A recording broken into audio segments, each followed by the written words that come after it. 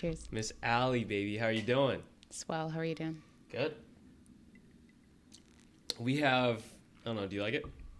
I do. Thank you. It's like a tequila sour. I didn't have lime juice, so it would be a margarita, but I like add a it. little bit of Inspirit pineapple habanero bitters, and it's solid. Excellent. Thank you. There you go. Yo, we're making a cult out here. A little bit. What do you think the qualifications for the cult is? I don't know. Like, what would you describe the cult? Inspirational.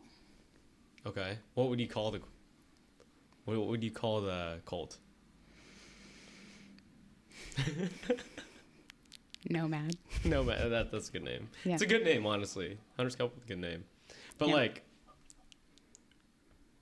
what considers yourself part of the Nomad cult? I think it's deciding to come in on any day, at any time, in any mood, and just be down. Oh, that's dope. Mm-hmm. There's a lot of crazy things though that they just do that are just totally different. Like, how would you describe this barefoot running we're doing? I would describe it as really redneck in the middle of a city, almost. Can you describe what it is that what we're running in, and how often, and describe what it is? It just progressed from the idea of minimal footwear with those flat tennis shoes, with all those just millimeters of treads, and getting used to rocks and your foot kind of flattening and your arch flattening, and then we progressed to sandals, toes out for the bros. Yeah. And I think the sandals gave this whole idea of, well, it's just a little layer of rubber. You just take it off. What do you mean you just take it off? Just take the shoe off. Oh, totally. Totally. Yeah. And just get used to it, because you're just used to the thinnest protection from your soles of your foot. So then it's well, what's a little more? Yeah. Shit's hard though. Absolutely. Yo. Absolutely. And it takes a long time. I'm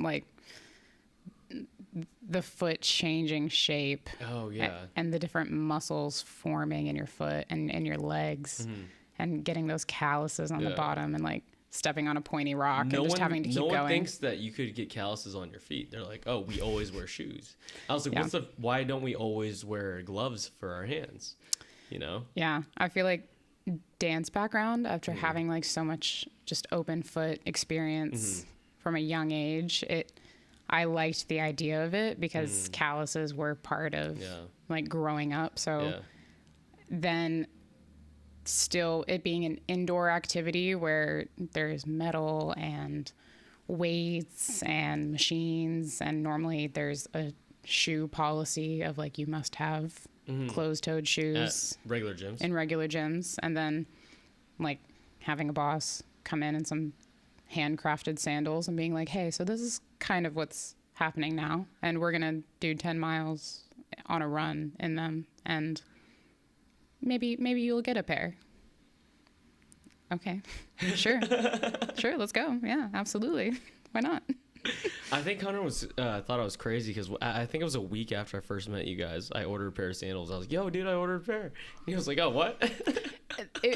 That's how you were what qualifies you. It's you just came in and you were down. You saw the sandals and you were like, what's it about? And we told you. And you were like, yeah, I'll get a pair. Well, it made sense, because I come from a powerlifting background, right?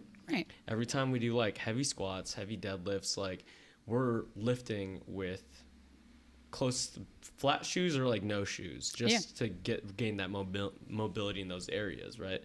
And then when Hunter explained it to me, and he was like, yo, our feet aren't meant to be squashed in a little box, and that, and that's why people get feet problem and stuff like that. You don't think about that. And then I was like, okay, that makes sense. And then he was describing, he's like, yo, if you think about it, when humans developed and shit, they didn't have shoes. So they walked and stuff, and then they just put a little bag of leather on, and then they were like, "That's a shoe." That's a shoe, and so I guess it protects the bottom of your feet. But also, there's a lot of people whose feet never touch the ground every single day.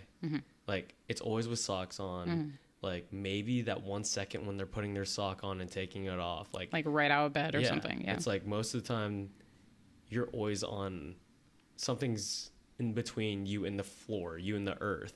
You're like, I was like, okay, you're going somewhere. Like, I like this. After like getting so flat and then seeing people on the mountains in really thick tennis shoes. They're like 2 inches, like heels out here. Like orthopedics or something. And on all the unstable rocks and kind of rolling the ankles around. You're just like, ooh, like careful. Are you okay? Yeah. They're like, it helps my feet. Okay. Yeah. It was so funny. I've never heard like Hunter like snap back at someone like on a trail and stuff, but like. But did you? But I did. And we were going on this mountain, what is it, Mount Lotus? The one that's the snow. Mount Lukens. Lukens? Question mark? Okay. Okay. We went to Mount Lukens and we were going up in the sandals and it was freezing. It was like cold that day, like this and that. But we were in shorts and sandals. And he told me about this. Keep going. I'm so excited. And we're hiking up and usually people are just so nice, like, yo, dude, you're crazy. Cool, let's go. This and that. And then this lady with like full packed gear, like boots up to her knees, like poles, like dope ass gear, like probably $10,000 worth of gear. Like how nice this is. Oh yeah, this is her like full enthusiastic like hobby. And then she looks at me and Hunter and she was like, good luck with those. And she was like, and then someone was like, yeah, like it's pretty far up, I hope you make it there. And the lady's like, you won't make it there in those. And Hunter was like, I made it there yesterday, bro. Like, I hate to tell you that I've done this 3 times this week in this outfit. I know. And you just laugh, you know, all you can do is like kind of giggle at it because you know you're going up there. Yeah. You know that you're gonna go all the way to the top in the Why sandals. was I describing that story? Because of people in different shoes going up it and they doubt. Yeah. They see the feet and they're like, what is going on? It's weird to see toes out. You see people with toes out, but not at a beach location. It's just like, what are you doing? Like, what are those? And you can even answer. You're like, I'm outside. Like, I'm in nature. You know, like, why not? But people, it's dangerous. And it is. And that's kind of the element that makes you feel like, it makes me feel good about it because it is dangerous. It is hard. It is odd. Yeah. And it's like, you could honestly jab your toe at any second, but the fact that we've done so many miles and miles and miles and like no one's really twisted an ankle or fallen or anything like that, like hard, it's kind of crazy. It's like, absolutely. It's like wild. Yeah. You know? I mean, the toenails are hard. Oh yeah. I mean, like building the calluses are hard. The blisters are hard. But the blisters in the center of your foot from like from that little rub on the ball. On the ball. Yeah. But I mean, no different than if I would say, like, if we were in shoes, you know, I bet those give blisters and your toenails would be just as bad. When I was younger, I was in Boy Scouts and we went to New Mexico and we did like this camp called Philmont. Okay. And basically you start at a hiking ground, then you'll hike 10 miles the next day to another hiking ground and vice versa. It's like on and on for like the whole 7 days. Cool. And I had like big ass hiking boots at the time, and I would get so many blisters every day, all the time. Like even training with them, like bleeding blisters. Way worse than anything I've had now. And I was just like, So back to the beginning of the story, when I started just like walking in the Mazatlis for like 2 weeks, and I was like, yo, all my like knee pain and like ankle pain, it's kind of gone. Like zero. Like I used to like, just sit on your feet and you stretch your quads and the little like kneeling. Yeah. Yeah. And then if you want to stretch your toes, you put your toes under. Yeah. So anytime I did that, like my knees were in pain, And I think it's been like 6 months that I'll just sit back and like stretch there. No pain. And I get like a little pop like on each side. It's just a release. It's like, whoa, like how did that happen from what happened 6 months ago? I was like, the only thing that I changed was walking in flat like shoes all the time. And I was like, fuck, this dude's onto something, man. and you had to be down to try it to learn it that quickly. And it's because it's almost explained that quickly. It's like, yo, does it make sense that if your foot gets flatter and builds more muscle, that you'd be stronger from the bottom up? And you're like, yeah, okay, try it. Yeah. Okay. Hey, it worked. Cool. Like it was so quick. It's super quick and simple. It was like less than a month. But then the only like physical ailments and challenges that you feel past that point is like when you start conquering like huge hills in 2 hours. You're like, okay, my knees feel tired because I did the whole thing, you know, but I don't feel like I was rolling through shoes and twisting my ankles. I haven't twisted my ankle once. Me neither. Like, that's wild. Crazy. Yeah, we went on a run today, and I took my client of mine to Wisdom Tree. Rad. And I was like... I love that that's like your new spot now. That's so cool. It's a spot. You can do it so quick. And it's right there. It's 10 minutes away. It's so nice. So, like, it's cool to point up, like, hey, dude, like, that's the tree that we're going to. See it? And then he's right like, there. what? Yeah. It's a whole ass mountain all the way up in the sky. Yep. And then you're going to be there.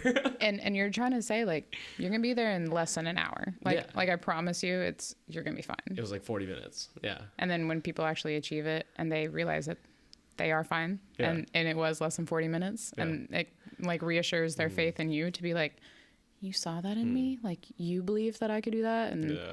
And you're like 99% sure that you can. But there's always that 1% of like, gosh, you know, I hope, you know, I'm hoping just as much as you are that you can get all the way up there in the 45 minutes I'm expecting it to take. Sure. Like, 100%. It's reassuring. It's also crazy that these trails and stuff, not a lot of people know about them. Like, compared to, like, big LA trails. Yeah. Like, there's no one on them. The super mediatized? Yeah. Advertised? Advertised. Yeah. Advertised, I think so. But yeah, like the ones that, like, everyone knows about. Everyone films at. Yeah, Runyon, Fryman. Fryman, yeah. Like, Fryman's crazy busy all the time. All the time. And you have to be done to go there. What do you mean done? Like, you have to, like... Oh, girls look hot. You have to, like, get yourself ready to go to Runyon. You can't just be going to Runyon at, like, 6 a.m. with no eyeliner on. It's crazy. All of these people look hot when they run through Fryman. I was like, there's no one just getting a workout out here. But I feel like even if you go out, like, if I go to Runyon barefoot, because that would be another wisdom tree, you know, 45 minutes from the parking lot and back. Yeah. People are more flabbergasted at me with no makeup, bun, barefoot, than the girls that are like done up, eyelashes, brows, like matching sets and everything. They're just like, what are you doing? 2-inch tennis shoe heels. Yeah, they're like, what are your feet? Over. Yeah, like, and it's nice to know that it doesn't really matter where you're at. It has the same effect. Yeah, I mean, what do you mean? Just doing the hike itself? Just having your barefoot out doing a hike that everyone else is doing, that they're like super prepared for, and carrying a backpack of water for their 45-minute hike. Yeah. And, you know, we just smoked a joint and we're barefoot doing it. Like, I know. It's a weird concept, the high part of it too, because like I did it not high a few times and I was like, this is harder. I think because, like, I don't know, when you get in like a headspace of just like A, B, A, B, A, B, A, B, like that tempo, like dun, dun, dun, and you're comfortable in that tempo, like, especially in my opinion, when you're high a lot, like, it's a comfortable setting because, like, your brain is like trying to expand at all these things, but you're just focusing on that like 1-2 rhythm. Yep. Like, you look down and you're ready, done. And you were just looking at the same rocks for, you know, 10 minutes, and then you're a quarter of the way through. Yeah. So much. And you're only looking 3 feet ahead of you. Yeah. Really, truly. Yeah. So every 3 feet, you can just, A, B, dun, dun, dun, breathe. But then you're talking at the same time while having this A, B rhythm in your head. Because you can, because the A, B rhythm is so, like, subconscious. Yeah. And you're just trying to breathe and talk and, like, keep going. And again, it's just happening on, like, a Tuesday afternoon, you know? In between, like, clients. In between clients. I was like, what the heck? But that's another thing, too. These trails, my point was I was trying to get earlier, is it's a free training ground. Oh, yeah. Like, you could take people there. Free parking. Yeah. Free trail. Free sun. It's great. You could take people up there, and, like, the average person, I would say, like, in the personal training client realm, can't do that. Yeah. In the beginning, Yeah. at least. Yeah. Unless you're like a high performing trainer or like for athletes or for whatever. Yeah. I just feel like the average person, they can't do that. And maybe it's not even that like they can't do that. It's for some reason, especially in LA, there's probably like what we were just talking about. There's a stigma about these hikes. You know, there's the woman on Mount Lunkins that had the sticks and the full outfit and the full gear, which indicates that it costs $4,000 to do this hike, right? Maybe slightly less, but let's say like 15 to 2,000. And then there's Runyon, where we're talking about everyone being done and, you know, ready and on it and just snatched. Sure. It's really taking a lot of the normal people out of this equation. And then it's like putting them off of ever thinking that like, well, why would they do that? You know, like it's the middle of LA hike. I've seen the people that are doing it. I've seen how big that mountain is. I can see the tree. Yeah, it's so high up there, you know, and they're doubting that that's something that they'd ever be capable of, and then showing them something like no, we're gonna do it like in a t-shirt in our 1 hour session, you know, don't worry about it, park here, walk down, everything's okay. It really sends a sense of like reassuredness that like you're safe, you're fine, you're healthy, we're not gonna see anything that's gonna affect us, like it's okay, there's no coyotes, like I mean, there's a few. on some of the hikes, yeah. But on Wisdom Tree, like I've never seen one. No. You know. Yeah, I also feel like the terrain of Wisdom Tree is just a little bit too rocky for them to just like be chilling around. Yeah. No, it's more like maybe little reptiles, and you're like, hey, look. Yeah. That's fun. It's crazy. I haven't seen any. I don't know if it's snake season or like whatever, but like I used to see a ton of snakes when I lived on West Side. Yeah. Like Malibu trails, stuff like that. I see rattlers all the time, and they scare the shit out of me, man. Yeah. I haven't seen a snake here. Have you? I've only had one hike experience where I've heard a snake, and thankfully I was like far enough back in the group that I didn't have to see the snake. Yeah. Because I was just like, oh, there's one over there. Cool. Yeah, that's crazy. It's a lot of people like find it so fascinating when, especially like, I think we had a crew of like 4 or 5 people with just like sandals on running in the mountains. Yeah. And there's like... It catches attention. It catches so much attention. Yeah. Toes catch attention, y'all. I understand the OnlyFans stuff now. Toes catch attention. And almost anywhere I've found. Like it, yes, obviously on the mountains, but you know, just walking to and from your car from a building going to the grocery store in the sandals after a session. I feel like... I could understand the fetish.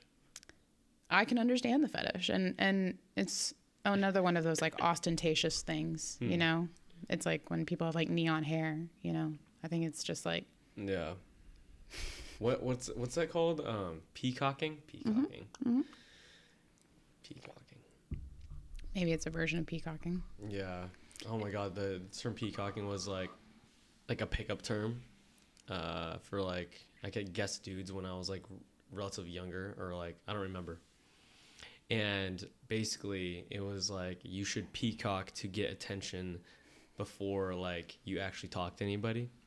And so I forgot what book it was or something like that. It was like, yo, like you need to have earrings, you need to wear like Hawaiian shirts only, like you gotta have crazy long hair or something that stands out. Yeah. So catches. like I started like, that's why I've pierced ears. That's why. That's the reasoning. Very nice. And then I kept them because they were revived, not just because I was trying to peacock. Because they never really went out of style. It was just like, that's why they happened. Yeah. I mean, yeah. And there's, especially in LA, there's such peaks of peacocking here. Yeah. There are people including truly... hiking. Including hiking. And back to the feet. Yeah. Just a little back to the feet. I feel like the LA scene of foot models are very clean, very manicured, very well groomed, and it's funnier and more entertaining to be on the other side of like, we just got done from a hike in the mud, in the rain, in these sandals, and I'm dirty and I'm going grocery shopping, and this is just what my day is right now because I need food after this hike. I'm sorry. It's definitely so weird because like your feet, I guess before meeting y'all, my feet were rarely, I guess, dirty. Normally, they are not. Yeah. Yes. Like I was about to say, the most they get is sweaty when I'm bartending or like personal training, Yeah. working out. Yeah. And I was like, yo, this is a cool feeling to have like dirt on your feet. I mean, just saying, like when you go to the beach, right? And these like nice posh beaches, super clean, and like people like take off the shoes and like, they sink in the sand. It's like, why can't you have that every day? Like, you're really limiting yourself to just sand. Sand is great, don't get me wrong. Like, the perfect example is that release feeling. But like, just there's sand in these trails. There's dirt in these trails. Clean grass on your feet, yo. Clean grass, mud. Yeah. Like a fresh LA rain. Yeah. Mud squish. It feels so good. Very nice. Yeah. Very nice. And it takes you out of I worked for 4 hours this morning and then I'm going to go eat lunch and I'm going to go back to work for another 3 hours. And even if you love working for all those hours, just being in the middle of the city, doing a regular work day on a Wednesday, and then going on a mountain, being in the sunshine with your toes on the earth, in the air, feels like such a break from like this weird reality of like the LA bubble and the LA grind, and then you're just out there. Yeah, it's crazy because during those moments, like I feel like life is more enjoyable for that day, even if it could have been like stressful or shitty or like whatever. It's just like, oh, I'm in the sunshine, playing with my friends in this big old mountain. I'm just on this big old rock frolicking. I love frolicking in the grass. Yeah. Yeah, I mean, there's like that video and it compares us to plants. It's like, I didn't know that all I was a complicated plant. I just need food, water, and sunlight. It's like, that's all we really need. And it can get claustrophobic here. We can feel like we're all in our little rat races and in our little hamster wheels, and then just going up out there in the middle of a routine over a work day is so nice. But now it's like a regular routine for us now. Yeah, and you miss it when it doesn't happen. It's like, what do we do? We got 2 hours? We got 2 hours? We could do it in 2 hours. That's and then, usually your lunchtime. And then you just have a quick bite on the way back. Yeah, or you did one with a client, and then you're going to go do another one with other people, and then you're going to go have lunch, and then you're going to go work out in the gym, and then like go out to another hike. Like having that option and letting people see that, oh, you're already outside today? Can we do ours outside? Yeah, come on. Like, let's go. That's crazy. Like opening their doors up in their rat races. Hey, do you want to go outside for an hour? Yeah. That's what's up. What do you call it? Did you see the post I sent you about like Asian cultures? They'd break people's feet to fit into a shoe. Yes. I did not enjoy looking at that at all. Isn't it crazy that it's like romanticized and it's in other cultures it's seen as having great fortune to have like small feet, and then like families would like break these girls' feet to make them smaller to fit in the shoe. And because that was seen as like more, I guess, like royalty-ish. Like, I guess like fat people back in the day were seen as royalty. You know, it's kind of like that, but for a small feet. And so instead of like making your feet grow and develop to whatever it is, they literally took away their feet. Just limited it immediately. Isn't that crazy? I mean, beauty standards, all the years though, all the beauty is pain nonsense, and. But who came up with that fucking rule? Like, probably that's a man. So stupid. Probably a man. I mean, like, who was deciding what royalty was, right? Whose bloodline did they really care about? You know? I don't know. It freaked me out. I am getting visual flashbacks of those feet right now. I sent them to you, Avery, Hunter, and Sergio, and none of you guys responded back to me. No, because it was traumatizing. I was like, wow. Because I knew that really it was a thing. You know, people have said foot binding and stuff. And I don't look them up. Sure. I wasn't looking it up either. I know it just came on your feed, and because we've talked about toes so much that our phones have heard it. Honestly. Yeah. It's like OnlyFans for toes, and then like people breaking their feet and trying to fit in a shoe. It's wide spectrum, y'all. Yeah, honestly, and there's just a lot of sweat involved. Yeah. So what's your training routine now? Because I want to get delts like yours Swoley and calves like yours. Swoley poly. My training routine is lots of mountains, lots of rock climbs. This is like relatively new-ish, though. This is like 2-3 months or more. You know, probably just coming up on maybe 5 serious-ish months. But it's been 5 months already? That's what's up. I've been doing these hikes with Nomad for the group stuff for 6 years. Shit. That's been a long time coming. Yeah. But, you know, this new level of stuff is, still fairly fresh. But before that, I really just want to give the simple answer of I'm just working out a little bit all the time. Yeah. Just a little bit all the time. And probably every client session that I have is doing something different from each other. Mm-hmm. So probably with each client, I get to do a few things with them, which makes me work out my whole body a little bit every day. Yeah. And that's nice. I talk to Hunter about it all the time. I'm like, yo, dude, Allie works out with every single client. That is so not true. That is so not true. Every time I see you work out, I'll do something twice. I've seen you work out with every single client, and it could have been like the full set or like whatever, but you're going like hard with them and just smiling along. Good job. You got it in 5, 4, and you're like getting your muscles pumped. And I'm like, dude, how is she just like training like that casually and lifting heavy weight for herself? Thank you for noticing. Thank you. I'm definitely it's legit though. I'm definitely not. I'll have to point out more like when I'm not doing a damn thing. Like I'm not doing a single thing. I've never seen that. I would have to witness that. You're always doing something with the client. I think I'm just always excited to be there, which gives off the energy that I'm doing something. I don't think so, but we could agree to disagree.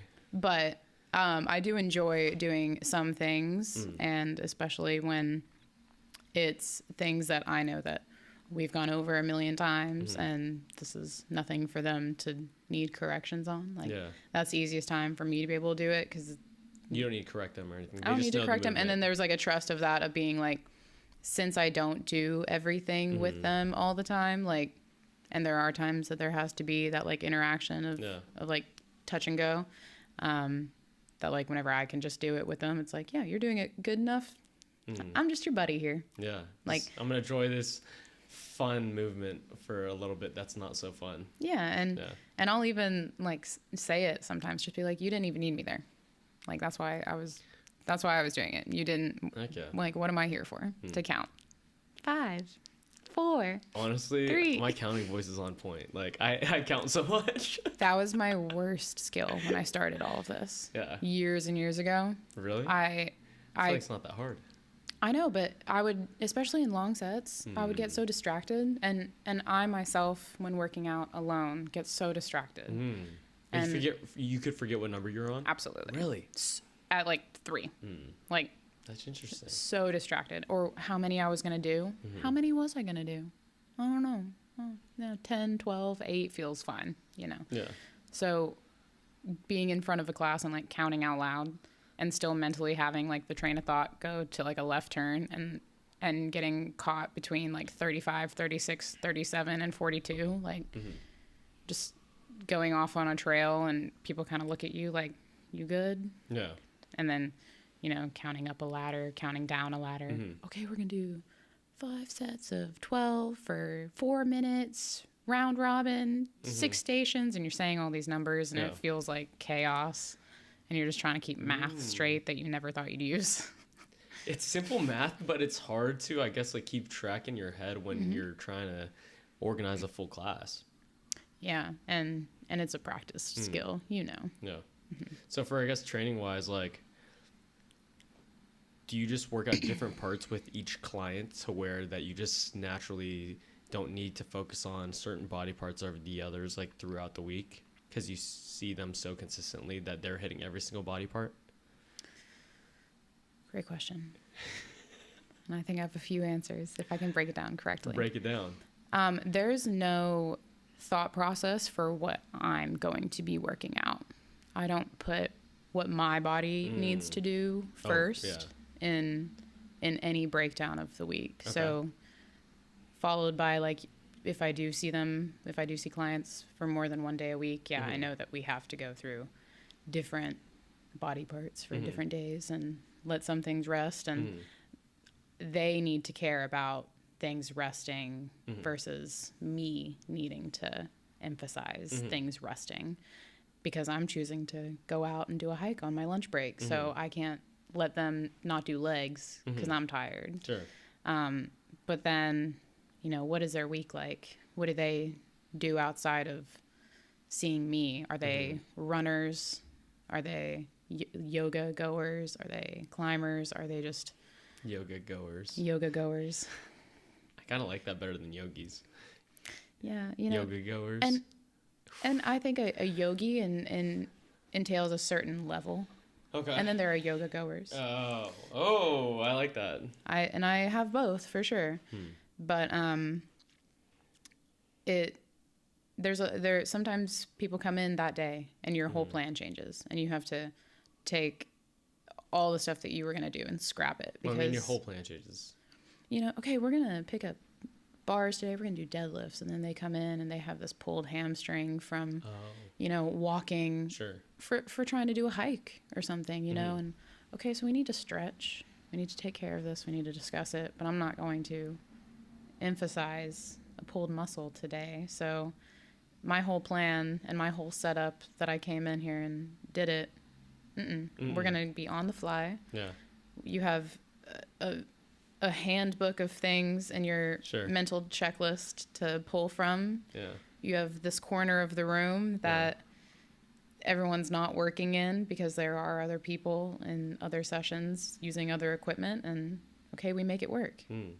How's your shoulder feeling today? Yeah. It's feeling great. Awesome. We're going to press today instead. And just learning how to have to be on the fly like that, Hunter definitely taught me, for sure. Yeah, I feel like you have to be on the fly and you have to have an arsenal of so many movements that you could do in different places, because especially where we work at, like, there's a limited space and not every single thing is there, and you might have clients at the same time, so you can't wait for the other things. You're like, okay, how can I still target this muscle group, this movement in a way that I could use different equipment in different spaces to accomplish the same goal? And like when introducing new people into the space with their new clients, or even just you in the same space with a new client, that's something that it's like, okay, let's see if we vibe. You know, can we communicate from hour to hour that's passing when we have people coming in and coming out, needing to do different things, needing to use different equipment, needing to do different workouts, and having to say, okay, I'm going to go from this corner to that corner. Okay, you're going to be in the middle of the room. I'm going to take that room. And needing it to not hurt someone's feelings, you know, and needing it to not ruin someone else's plan or really throw something off. So dramatically. So dramatically. And there are work environments where people take those things really personally. You know, you're taking my space. You're asking me to do something. Why are you telling me this? You know, and dang, you dive super deep into that. I don't think about that much, but I think I subconsciously think about that. Well, we don't have to think about that there because it's not an element. But you know, like, you've had jobs where where you know those people. Sure. You know, and they take everything really personally, and they have to make it all about you and about how they feel about it. And instead, it's just, we have people coming in. We have a job to do. This is a easy conversation. You're going to be in this space. I'm going to be in this space. I'll see you in an hour. Win-win. Yeah. Yeah. So I guess I understand that you don't gear your workouts with your clients because of like goals for yourself. So I guess after you working out with them for the week, do you like analyze your body and realize like, oh, I didn't hit this like this week that I wanted to. I'm going to like target this by myself at the gym, or how do you go from there? Probably a bit. Okay. I think like a back burner thought are things like that. Like maybe after big physical challenges like long hikes or trying to do jujitsu and just being kind of destroyed in certain ways, it's like, okay, I know that my legs are sore. I should probably just aim for a lot of upper body work for myself this week. So think about the days and the clients that will be doing upper body the most, because we have a few that rotate through every day. Yeah. And past that, there's not a lot of evaluation because it's more on a accomplishment like thing. Like goals for working out type of thing? Yeah, like I don't really have a goal for working out right now. It's just to be powerful. And so my power right now is just trying to be endurance. Can I do the hike, go to work, still eat, still sleep well? I'm not like limiting myself or indulging myself too much. So you never really have like a planned workout. Like, I'm going to go work out by myself at this time to focus on like this muscle group. It's like, no. That's so impressive. It really One is. could also say it's just lazy. Yeah, but you could also say it's a super efficient. Good save. Thank you. I'm impressed that actually happened. You guys didn't see, the cocktail was stuck to a coaster and the coaster dropped and Allie caught it with her opposite hand. It was very Matrix-like. It was a left-hand catch for a right-hand dominant moment. That was a pretty good moment for me, yeah. Yeah. So, I guess, how did you get started into training? I got started into training by moving to Los Angeles. Okay. And what year was that? it was 2016. 2016. And you moved to Los Angeles because of dance, correct? I moved to Los Angeles because of dance. Fresh out of high school, car packed. Fresh out of high school? Fresh out of high school. Graduated May, moved July. What? Yeah. It was like just a dream or whatever. It's It like was where the all plan. Yeah. I had decided sophomore year that I was going to... Of high school. Of high school. Wow. That I was going to move to LA. And I went to trade school as a backup plan. Just to like... Trade school for which trade? Welding. Welding. You're motherfucking kidding me. No. You know how to weld? Super flash dance, right? You know how to weld? Absolutely. I'm certified. You're kidding. Absolutely. I love that. I had my pipe certification, 6G. I welded a couple times for scouts and stuff. Yep. I did it for 2 years. But, oh, so you actually did the trade job? Yeah, and I... Here? In Oklahoma. Okay, Oklahoma. In Oklahoma, yeah, because that's an Oklahoma thing. Schooling that you can do for high school. Yeah. And I went to trade school for 4 hours a day. And my first year it was a 2-year program. My first year, I got all my certifications and all my schoolwork. And then I could... But you went to school in LA at this time? No, Oklahoma still. Okay. Just a quick little thing. Okay. And this is during high school? During high school. Okay. And that was my, like, my backup option to validate my choice to not go to higher education, college. Sure. I was like, I'm going to have a trade under my belt. I already have all of my high school schooling done. So I'm going to finish what I need to finish. And then I'm going to California. I'm going to pursue dance. Yeah. Because I have a limited option or a limited time for how long my body is going to last. I do not need a dance degree in college for that. For what I want to do with it. Sure. You know, I wanted to do commercial career industry dancing. Okay. And you did not need a college degree for that. 100%. So I was like, I'm going to do it. And I had a great enough support system of parents that were like, well, you're saying that this is a decision already made, so this is what's happening. And I was like, yes, that's correct. And that was really nice. That's super supportive. That's there's so many people who don't get that. There's so many people, and so I was they incredibly leave. lucky. Yeah, and they leave and they're like, dang, my family and close people around me don't think it's the right idea, but I do. Does that make it like a right idea? Just because I think Just so? because there's doubt. Yeah, there's a lot of doubt. And having the two people that you really need to like not doubt you in that moment, like have that solid line. It's beautiful. It made everything go really smoothly. You know, talking to high school counselors and everyone that wants you to take all the tests and do all the things. Even high school counselors and stuff, they're like, oh, are you going to take your SATs for college? This and that. And it's to have supportive parents knowing that you weren't going to do that. That's kind of insane. And of course, you know, they always wanted to test it. You know, are you sure? Are you sure? Are you sure? But yeah, they supported, which was insane. Yeah. It's funny because like, I feel like it's hard to trust a child based on their own intuition, you know, but they are also like another human, right? Yeah, I guess you could control them for so long from like a 0 to 18, I guess, but they're going to end up doing whatever they want eventually. Yep. So if you like accept who they are right now, they wouldn't have to figure out this part later in life, which I think is important. Because, go ahead. You keep going. I was just saying because like for me, I had lived in a very non-creative life for 21 years, 22 years. And then like just discovering this like creative aspect that I believe is a huge part and important in my life right now versus like 15 years ago. It was just like, whoa, I wish I could have done this back then, and developed into like the more of the person that I want to be, I guess. I think my opportunity came from having the opposite upbringing of I was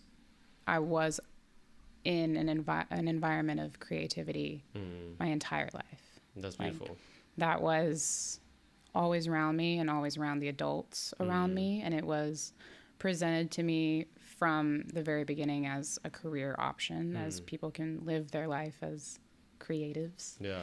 And make a living and have a great time and be happy. And so seeing that continuously brought up just made the decision a lot easier to be able to do it. Yeah, that sounds fucking amazing. Yeah.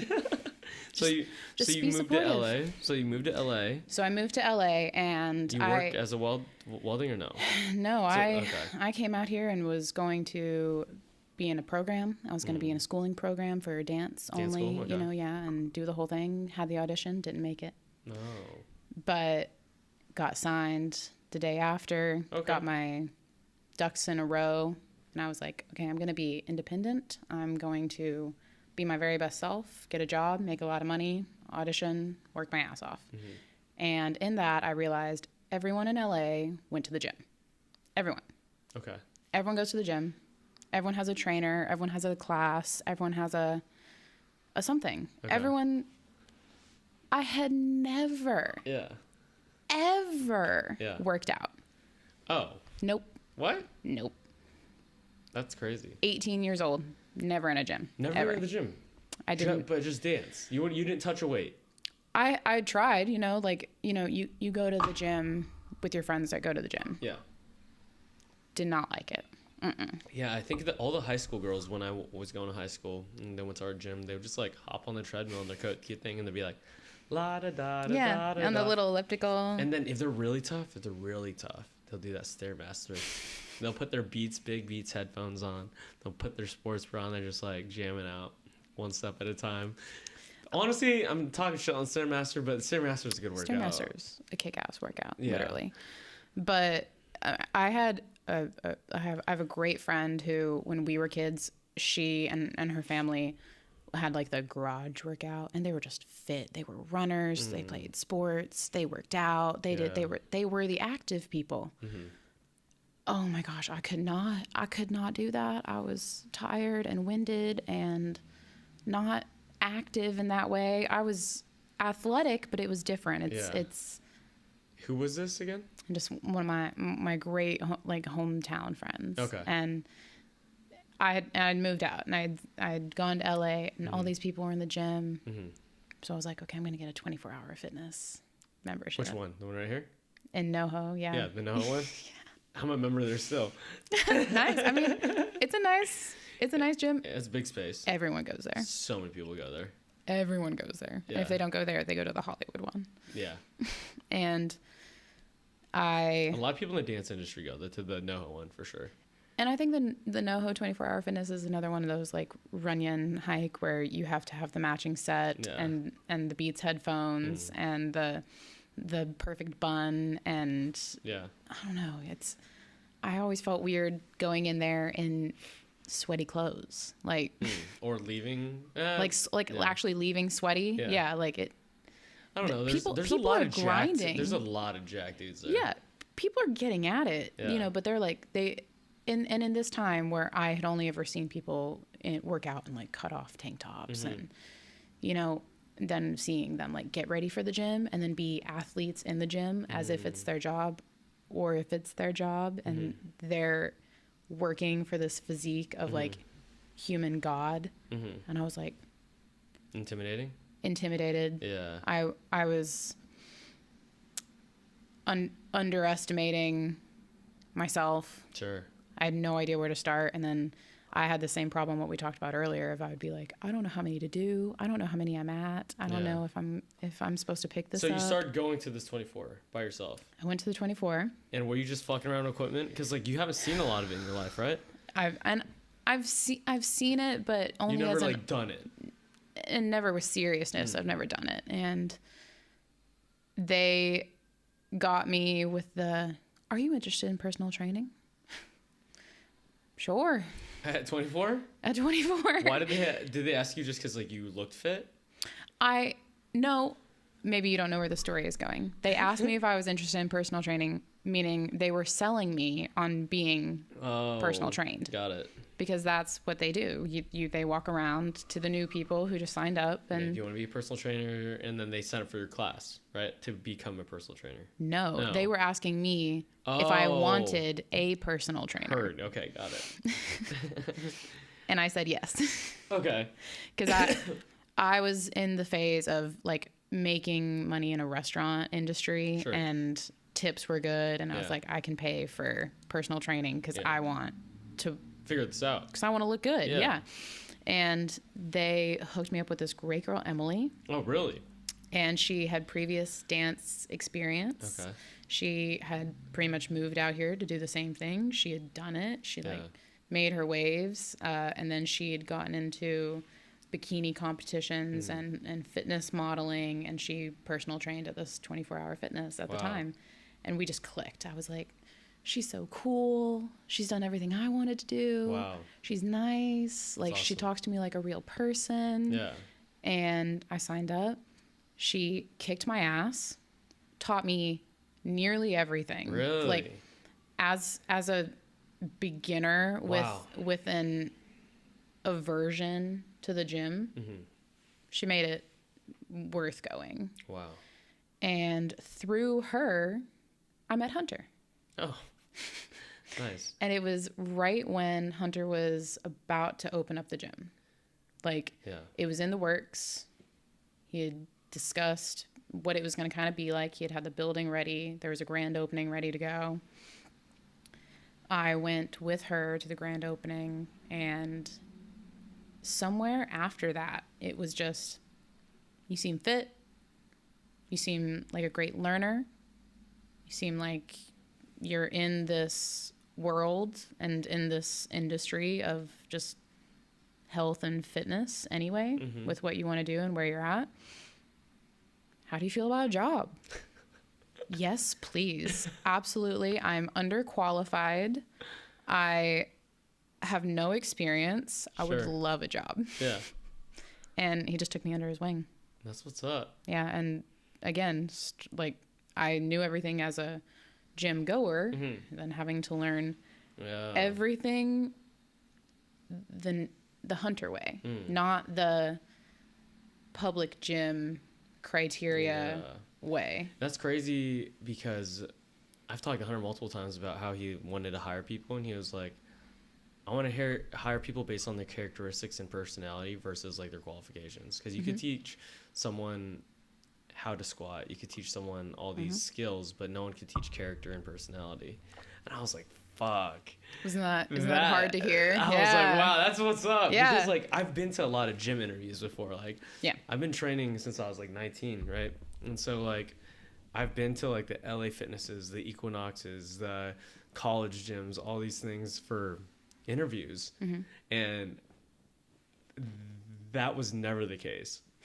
Not one time, about personality and characteristics. It's what are your certifications? Yeah. What do you want to specialize in? Do you already have a clientele base that you're willing to bring to this location? Well, ditch them because you're not allowed to. You're not allowed to. Or you sign them up and you can. Right. You have to make them full members and switch everything over. And I think he's had experience in that whole world and just how complicated that makes it and how difficult of a business that is. And it kind of takes a lot of the humanity out of what would be a really small independent business. And gosh, it was so nice, I guess, to not have any experience with that and then just like get to like have this happy little fresh start of like, teach me everything, Yoda. Yeah. And so like at this time when you're, I guess like you first get this job, like are you still like pursuing dance hardcore? Hardcore. I was still working in the restaurant industry. I was catering. I was pursuing dance hardcore, going to classes, going to auditions, doing all the grind, the full grind. Yeah. And still teaching class, having clients, trying to, for the first time in my life, have a schedule that I have to manage myself and have a life that I have to upkeep myself. And I was 18 years old. Wow. I feel like 18 is a solid age to start that. You had to. Yeah. It's crazy because, like, you have to really organize your life to be healthy out here. Like, in terms of just, like, there's so much shit that goes on, and usually most people who are relatively interesting get invited to do a lot of cool things and, like, be a part of really cool things. Or if you work at a cool place, have, like... You just get to see the cool things. And you kind of get to be, like, a fly on the wall for the cool things. Yeah, but you have to schedule that shit. Like, you know, like, I got to be there this time. Like, hey, I forgot. I need to do laundry at least once a week, too, and all this shit.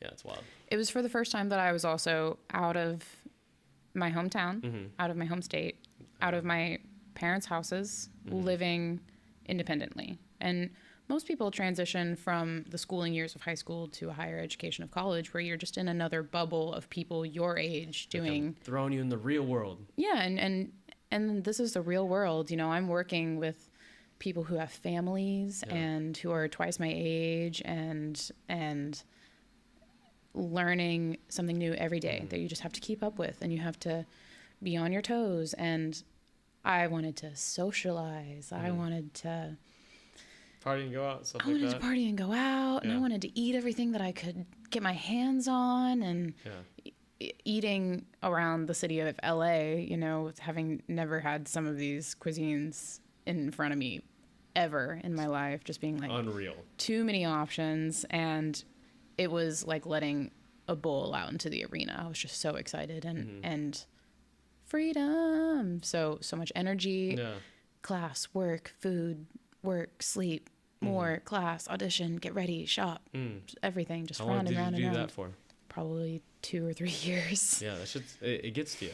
Yeah, and I think by the time I was 21, I was just burnt out. I was like, okay, time to slow down. Like, we need to narrow down what we're doing. Yeah. How did you decide on what you wanted to cut out to narrow that? I think COVID did a lot of that for me. I think COVID took out a lot of the, what do you need to spend your time doing? What's available to you for you to spend your time doing? And I got to work through COVID.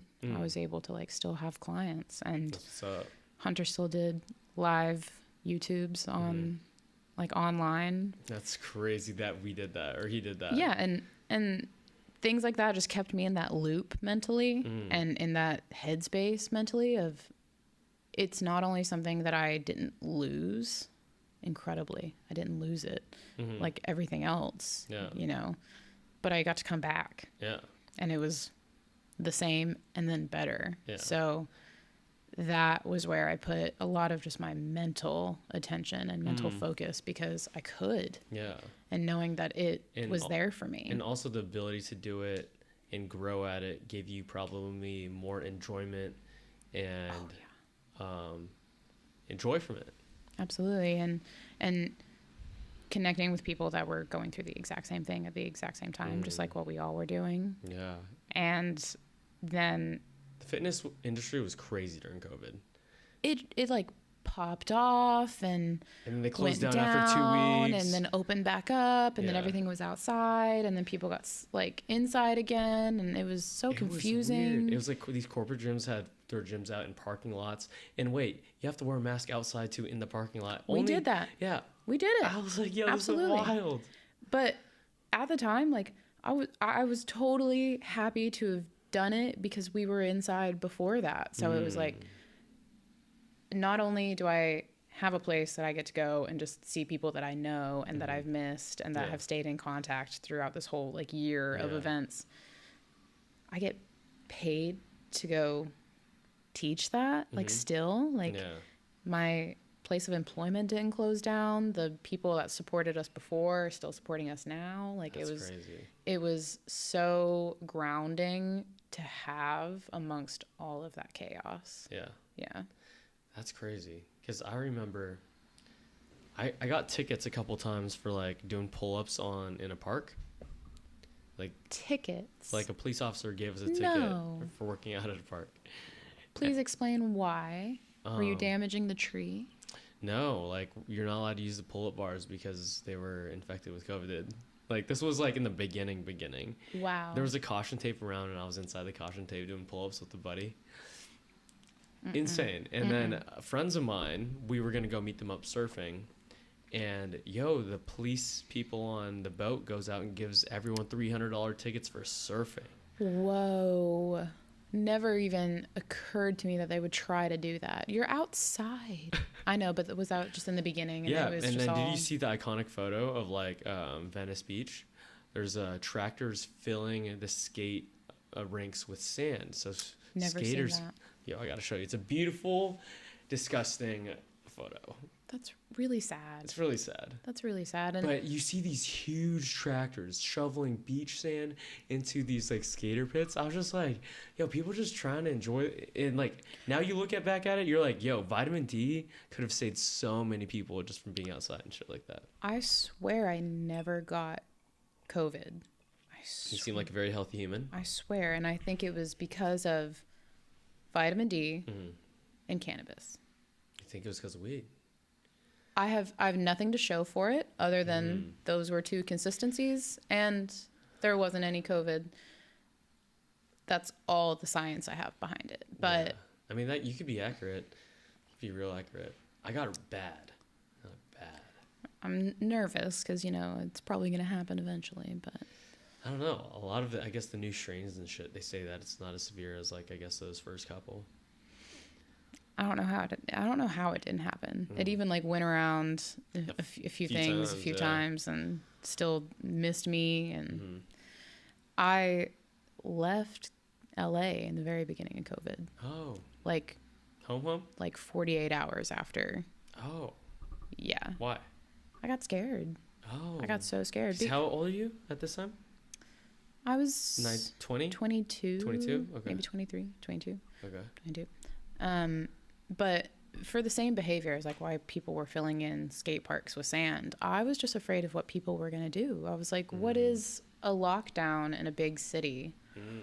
What chaos will erupt in these apartments? I don't know who of these roommates can't be locked in the same room together. I don't know whose meds are going to run out and CVS is closed. Damn.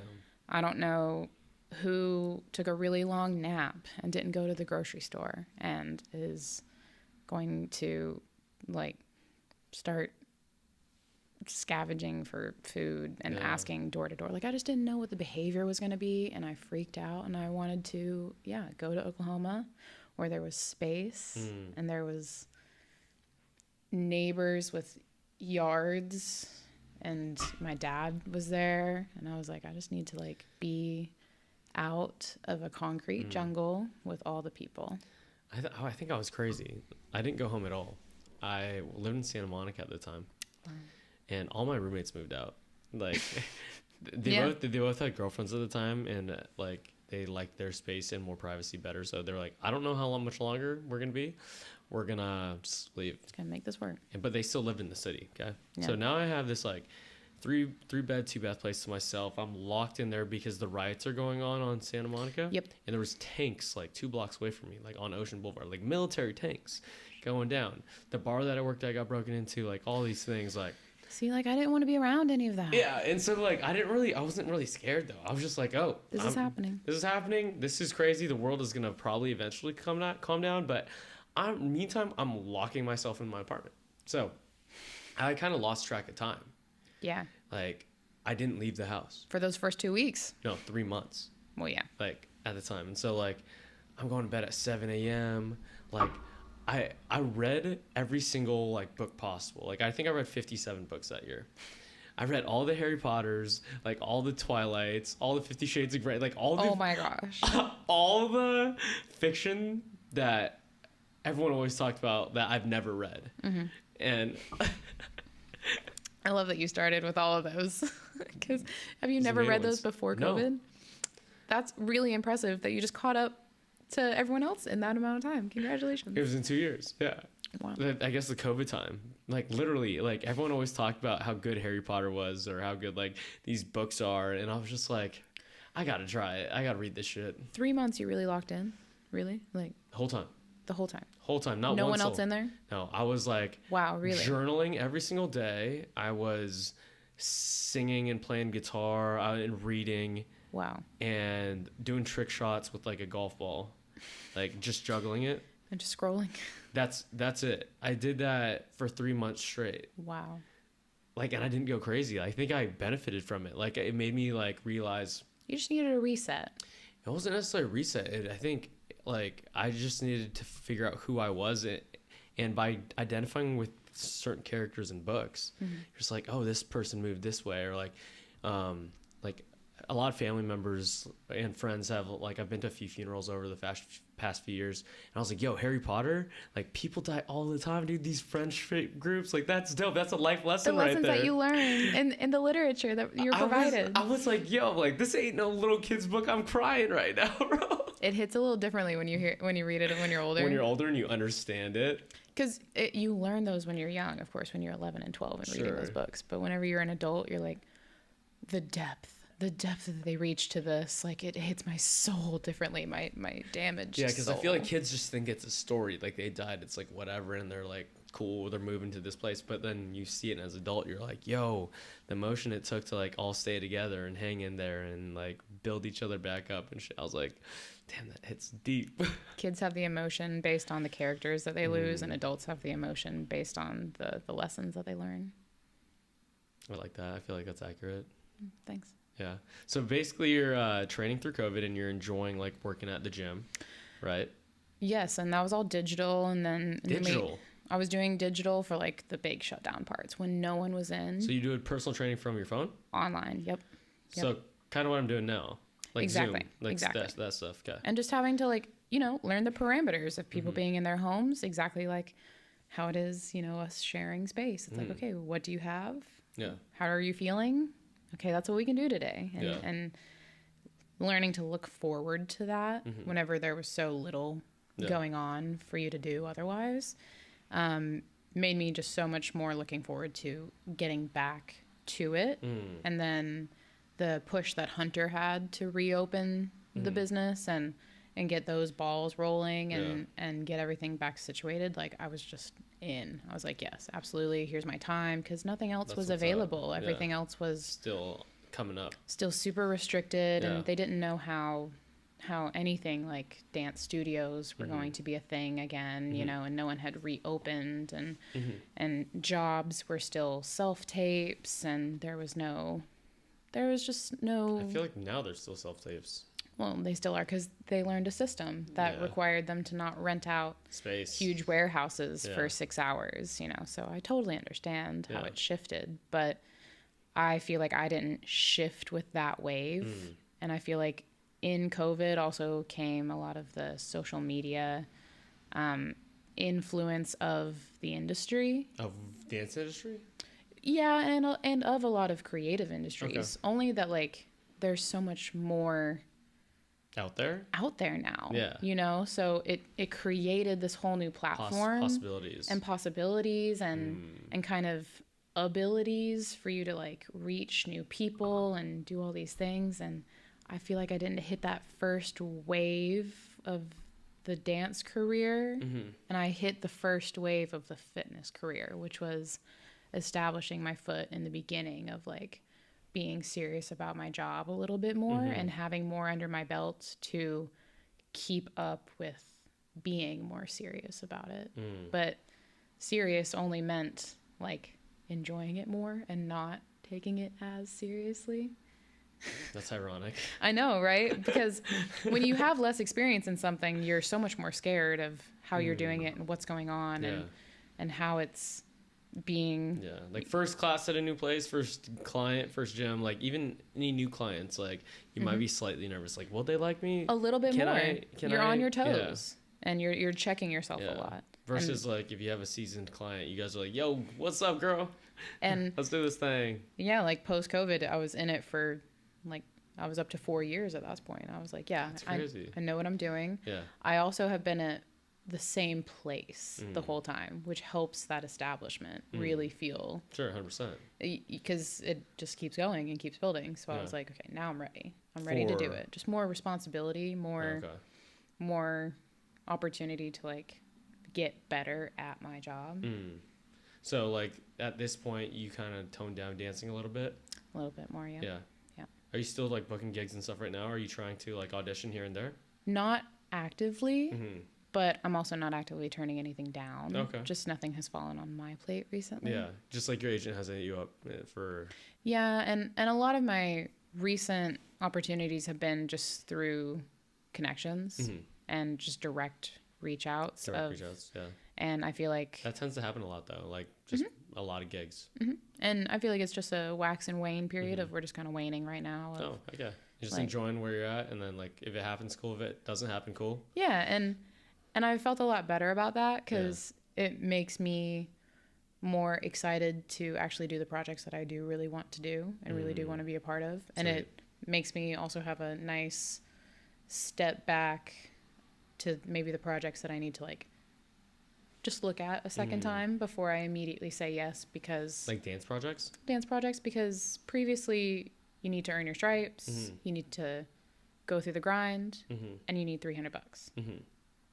Well, if I'm doing this dance project for a week now, I'm working a lot more that $300 may not be worth it for me to have to rearrange my whole work schedule now, you know, and having just a little different priorities as to like where my time is, how that's affecting me and my lifestyle, and where that time would go.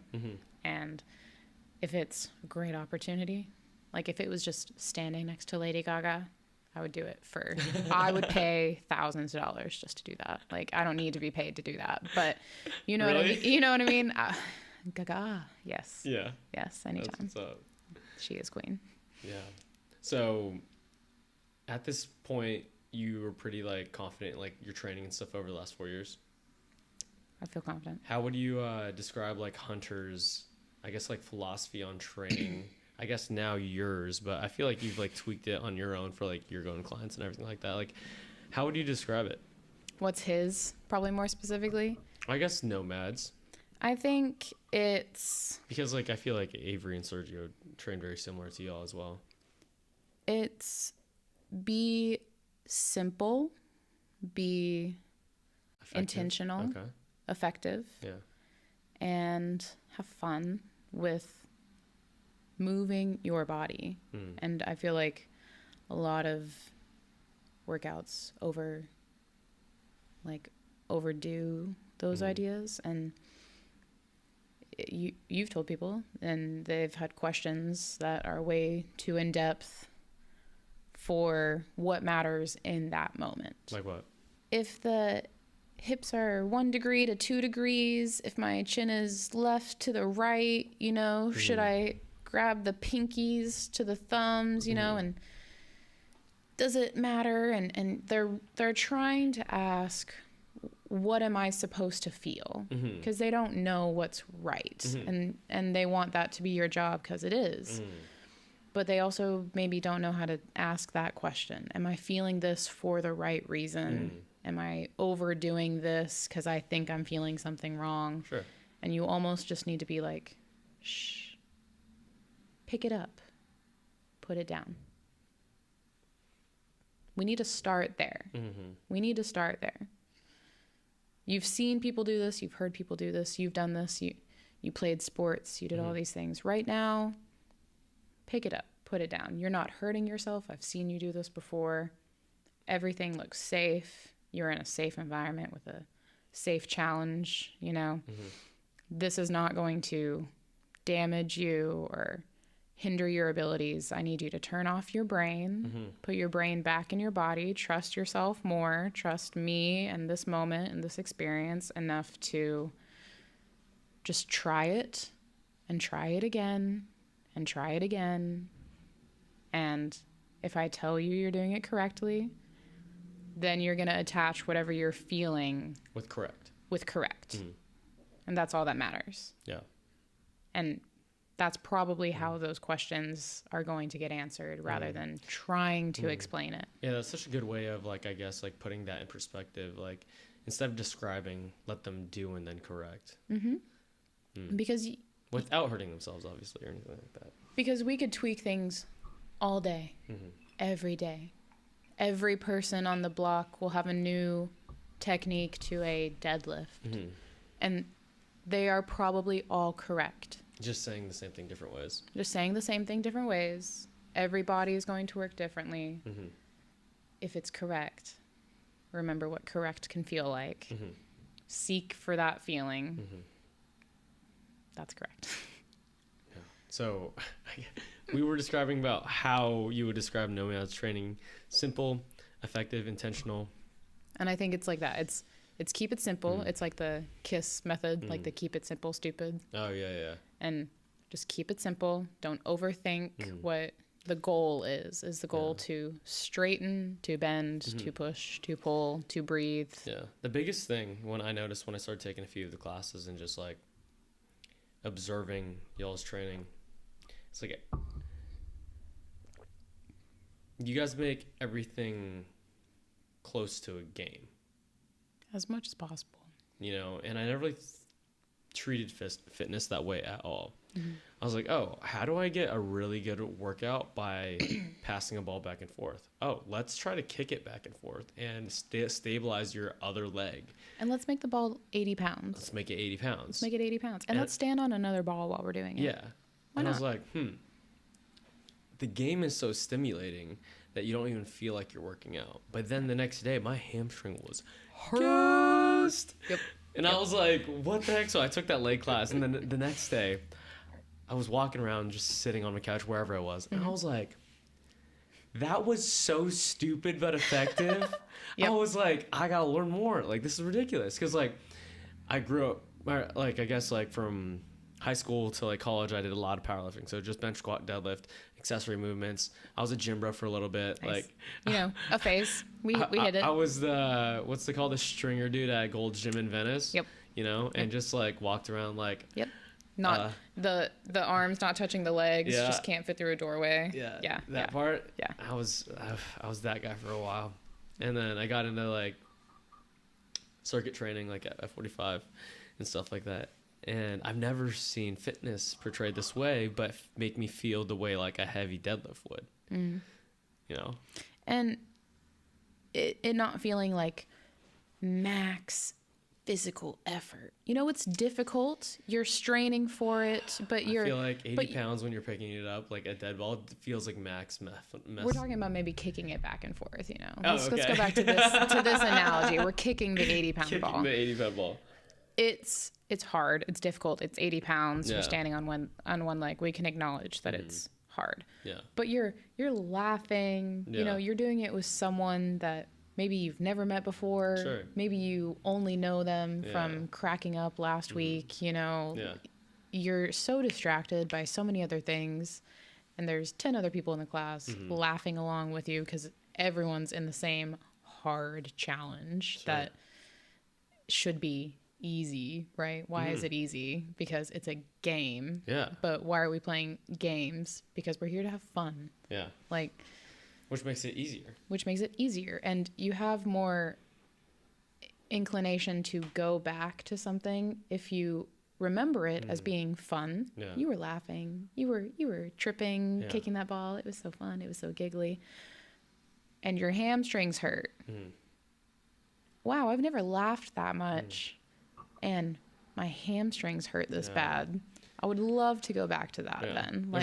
There's one thing that I observe that's so special in the sense that, like, I rarely see clients leave, like the ones that you have. Like, they just, at least since I've been here, we've had a good group since you've been in. Yeah, like no one has, like, I've seen the same people week after week after week, and like when I tell people that I've had clients for more than 4+ years who are the same clients, like they're just like, what?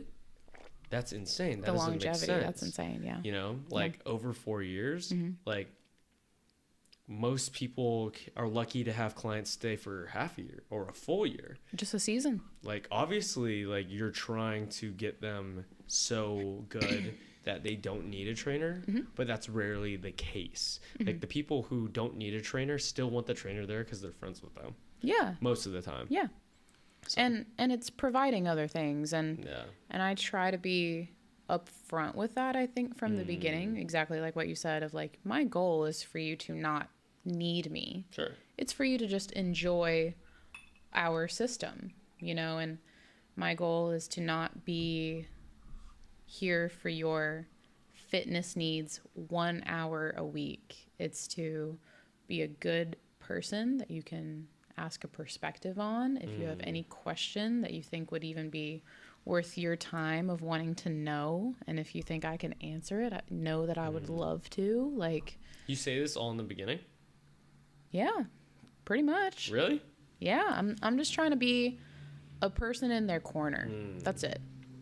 I support you, I support your health, and I support your happiness. Just right off the gate.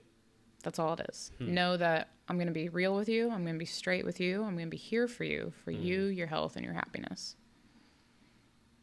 I love that. But, like, when I have a first client or something like that, I don't go into that because I'm like, yo, are you going to be a person who I would want to train every day for a few weeks or a year or like this and that? So I kind of feel them out, you know. There's a lot of posturing, of course, but once you're open enough to just make that like a really simple line, I think it helps others show their real selves to you, being like, okay, so actually I am really insecure about my friend's wedding coming up, and I have this short-term goal, and then they kind of start being real with you a little bit more. Like, okay, so you're going to have a short-term goal. Good to know.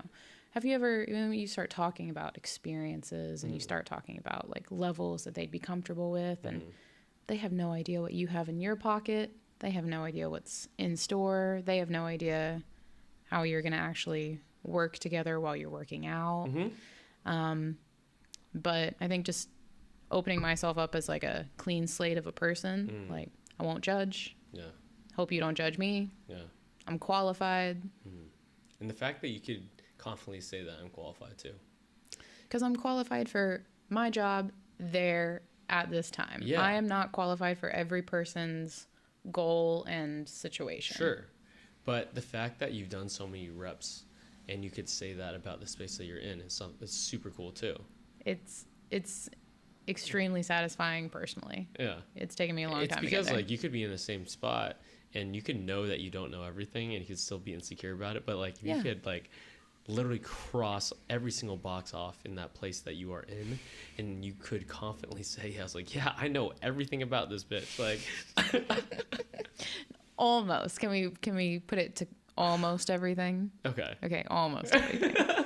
You know, because you got to leave a little wiggle room for growth. But I mean, yeah, and it's taken a lot of fails. Yeah. There's still fails that you just have to accept, and I think it's been very nice to have, again, support in your corner. Back to parents supporting me coming out here. Just having a boss that's like, oh yeah, no, you know, I've messed up this way, learn from my mistake. Yeah. Okay, you've messed up this way, I'll learn from your mistake. And it just getting to be a easy learning, growing, and then establishing an environment. Yeah.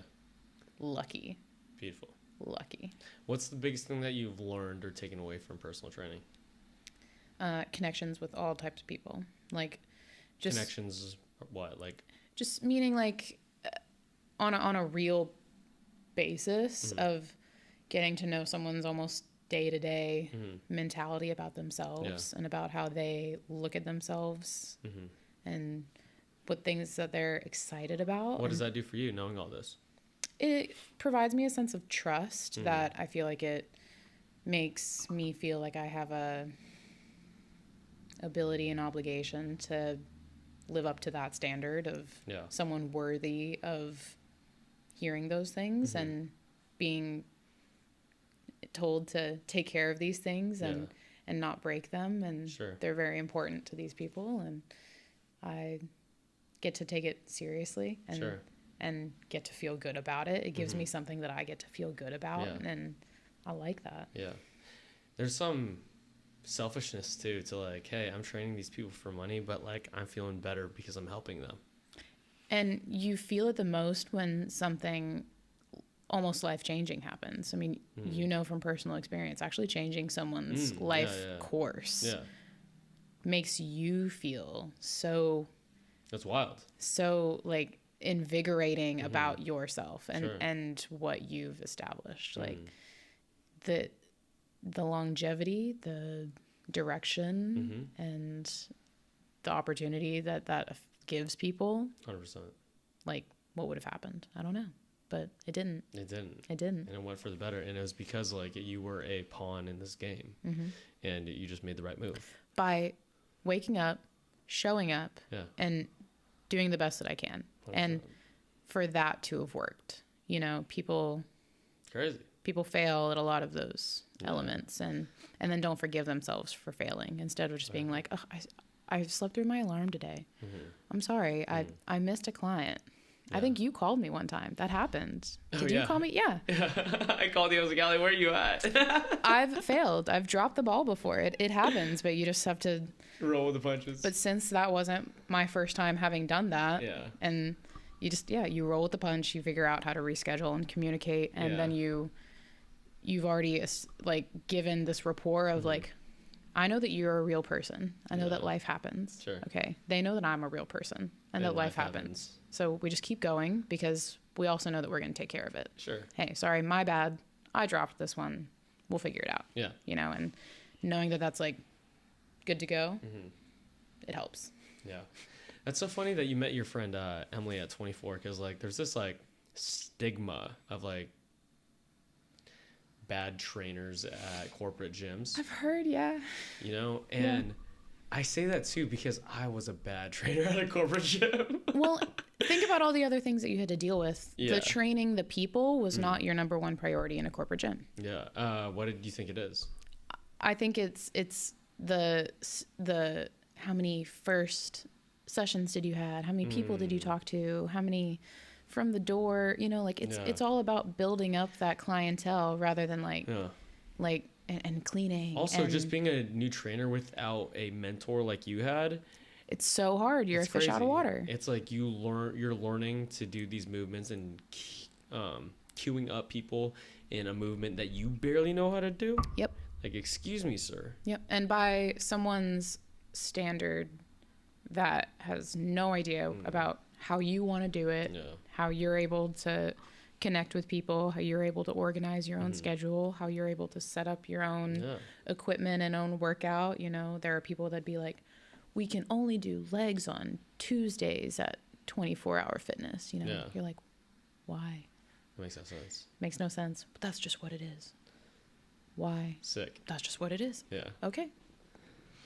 It leaves you no room to develop your own, like, ability. And that's limiting. That's hard. That sucks. Yeah, super limiting. What's your favorite exercise movement? Deadlifts? Deadlifts. Really? Why deadlifts?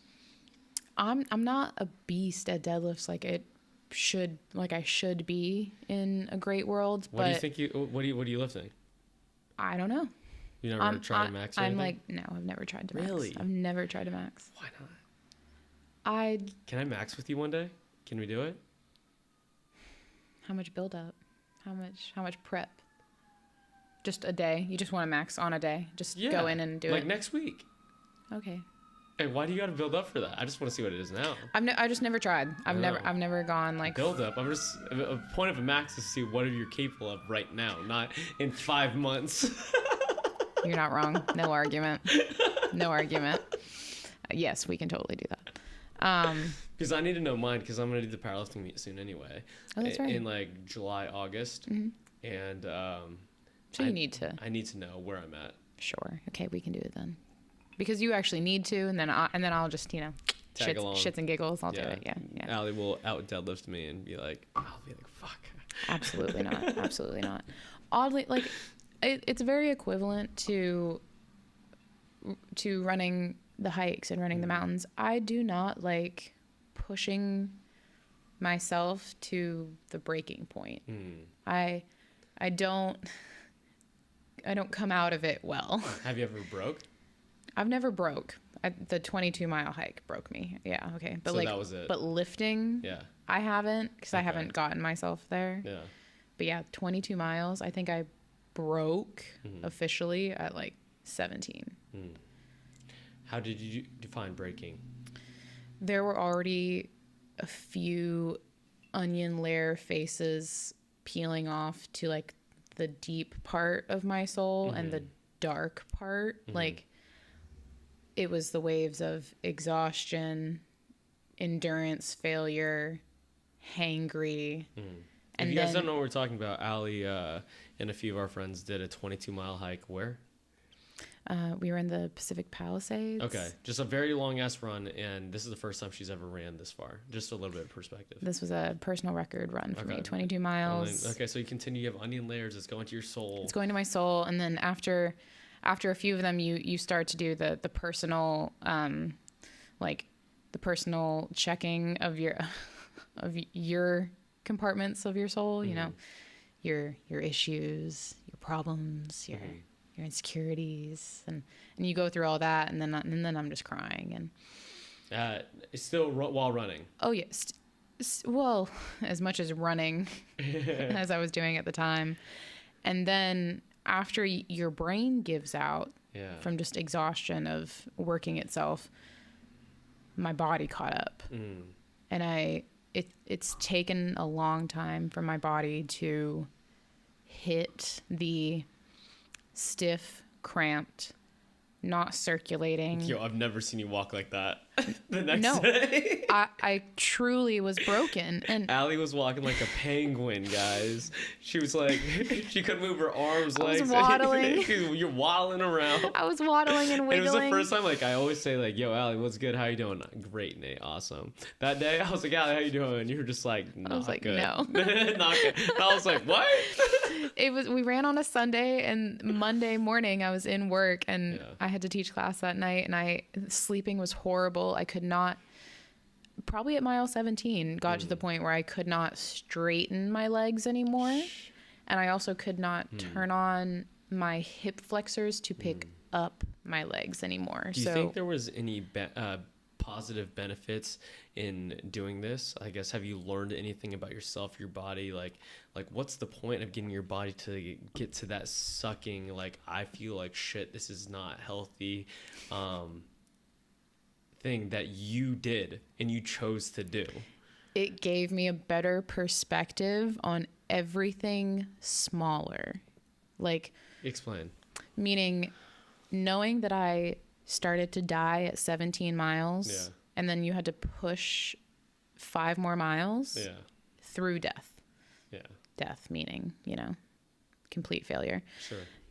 Then our next goal was to do the island run, which was approximately 14. Yeah. And previously, before the 22 miles, I would have thought 14 was going to take me out. I thought I'm going to be a demon wind running through the air, when after the 22, I knew I'm going to get tired around 10. I'm going to get uncomfortable around 12. But if I'm uncomfortable at 12, knowing that I have 2 more to go, you're set. I'm good. You're good. I'm good. I'm not going to be like, I'm not going to be a ray of sunshine, but I'm good. I know that I'm going to get there. I know I can do it in a good amount of time.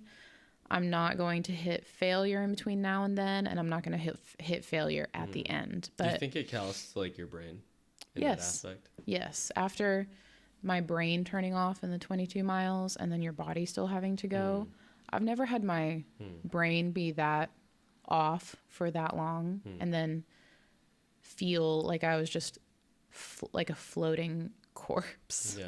Do you think it's important for people to push their bodies that far, at least once in a blue moon? I don't think I would say it's important for people to do that. I think if that's your outlet of challenging yourself, sure, it's a good thing to push. But some people, you know, that push is just leaving their house, you know? Sure. Like physically. Yeah. Let's just talk about the real limitations of some humans. And yeah. It's like the things that we could do right now, especially with like our youth, knowledge, and hard work. Youth, right? knowledge, hard work. Like, because there's a lot of people like our age who can't like climb a mountain, like, or walk up it, you know? So you can't just say it's youth.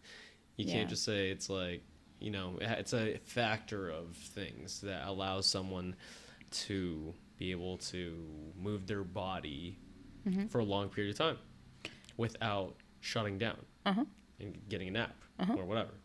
And I think that's not all, but that's a lot of just what I provide to the table in my job, is just being like, I have the knowledge of telling you you're probably going to make it through this.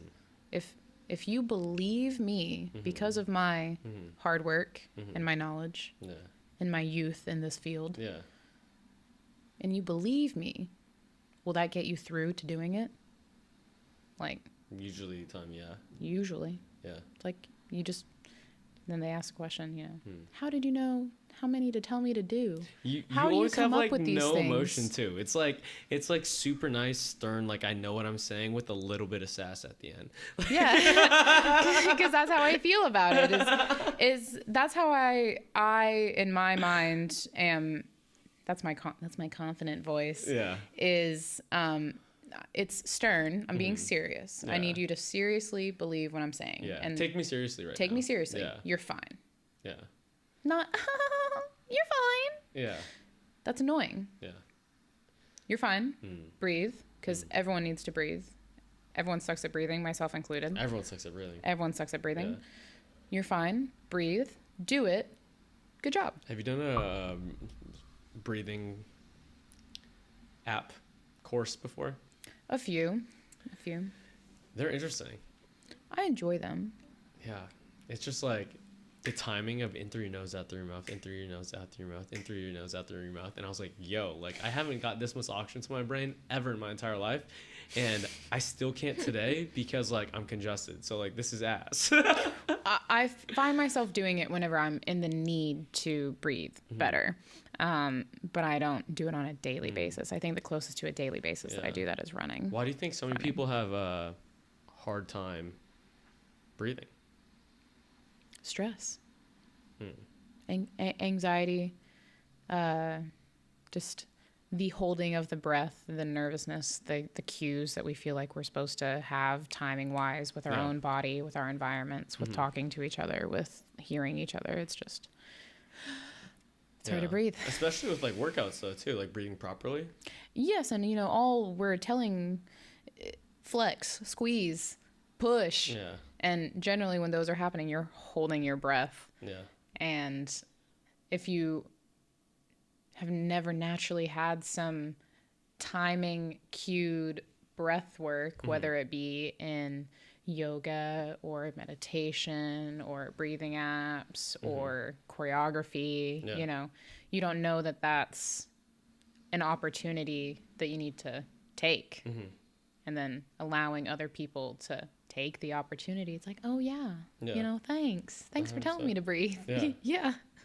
That's all I'm here for, counting and breathing. Telling you to count, telling you to breathe. I mean, you're underplaying it. Those things are very important that a lot of people don't know how to do correctly. We're all learning. We're all trying. Yeah. So I know you said you had all this fear during LA, during the pandemic and everything like that. I guess what made you come back to it? I always planned on coming back. Okay. It was going to be a temporary solution to gather my mental shit and return. Yeah. And once, because originally it was just supposed to be 2 weeks, and then 2 weeks was a month, and the month was 2 months. Yeah. And I felt like at about 2.5 months, it kind of was getting established of like, here's how we're going to be closed down. Here's how things are going to start back up as the new normal with being shut down. Yeah. And I was ready to come back because shit hadn't hit the fan too much in the way that my worst fears were. Sure. So I was like, ready to go back. Do you like LA now? Yeah, I've always loved LA. I've never left because I've loved LA. You know, when I am over what do you love about it? The opportunity. Just every place, there's an opportunity for anything to happen, which is crazy. Yeah, it's crazy. I've never really heard that. Usually it's the people. Usually it's because there's like no judgment. Usually because it's like fitness, all that stuff. The opportunity I haven't heard yet. That's accurate. Because I believe that there's a lot of judgment, and I believe that there's a lot of stigma, and I believe that there's a lot of stereotypes, but because there's everything is here. Every type of person, with every type of thought, with every action, with every day-to-day routine, and all of their hamster wheels, and all the chaos that just like hits all of us in between. Like, you can see anything here. Anything. Any storyline that you've ever seen in the background of like any movie, any weird conversation in a grocery store, like you can see it. Live. Yeah, it's crazy. Like, they shut down like the streets and stuff for like the Oscars. Yep. And there was like helicopters in the air. Yep. And they were making ways for limos and stuff. And I was like, I'm living in a movie right now. That was 3 blocks from my house. Yeah. So it was there, and I passed it to pick up a buddy, and then we were in a Lakers game. Yeah. And I was like, wow, okay. So like this thing that so many people pay to see around the world or watching on TVs, like I'm here. I see. It's the same way about the mountains. I feel. I was like, so many people. When I saw people hiking that mountain with skis to go down the other way, I was like, these people are from around the world hiking this trail that I have access to every single day. Yeah. That you parked in some neighborhood to come up. And you see on the movies or whatever, like this hike or like this whatever. And I was like, yo, I'm living here. It still hits years later. It hits somewhere special in my soul. Any movie where I feel like they've hit some street that I know, or any TV show where it's actually filmed in Los Angeles, but it's set in some other place. I'm like, that's that street downtown. I know where that is. You know, it makes me feel special. It makes me feel like part of something bigger. It's so weird. Because like my first bartending job was at CPK, right in Westwood, right across the street from Fox Theater. Yes, I know where that is. So they do like red carpets there for big movies. Yeah. And like one day it was like the Jonas Brothers like coming in, and they had their movie or whatever. They were like, I gave the Jonas Brothers like a beer, and I was like, whoa, wow. I'm just straight out of like college. Yeah. And like, it's whatever. Or I bartended at Soho House, and this is when Kim broke up with Kanye, and Kanye was sitting at my bar almost every morning at 9 a.m. And I was like, Kanye West. This is my world right now. The dude who I used to work out to his music almost every workout. Yeah. Is right in front of me. And I was like, this is weird. And in his normal person moment, like he's not being Kanye West on a red carpet. Like, it's incredible to see those moments, but when you see the big stars and the celebrities just being people, you feel like you caught them in their like hamster wheel moments of just being people. You're like, I'm a part of it now, because I'm a person doing my person thing, and you're just being a person doing your person thing. And we're on the same level because you have to ask me for help. Sure. Yeah. And then on top of that too, it's like, you don't think these celebrities do normal things. Like, they have to eat still. They have to eat. They have to go to the grocery store. They have to they do normal things. They go to the spa. They go to the grocery store. They go get gas. Like, that's insane. Like, there's people still get out of the car to fill gas. You're not going to have a like limo driver on you at all times. Yeah. You know, they just in their close proximity to everybody. Their kids go to school. You know, they have to sit in a carpool lane just like anyone else. Yeah. Wow. It's crazy. Wow. Crazy. How often do you think about that?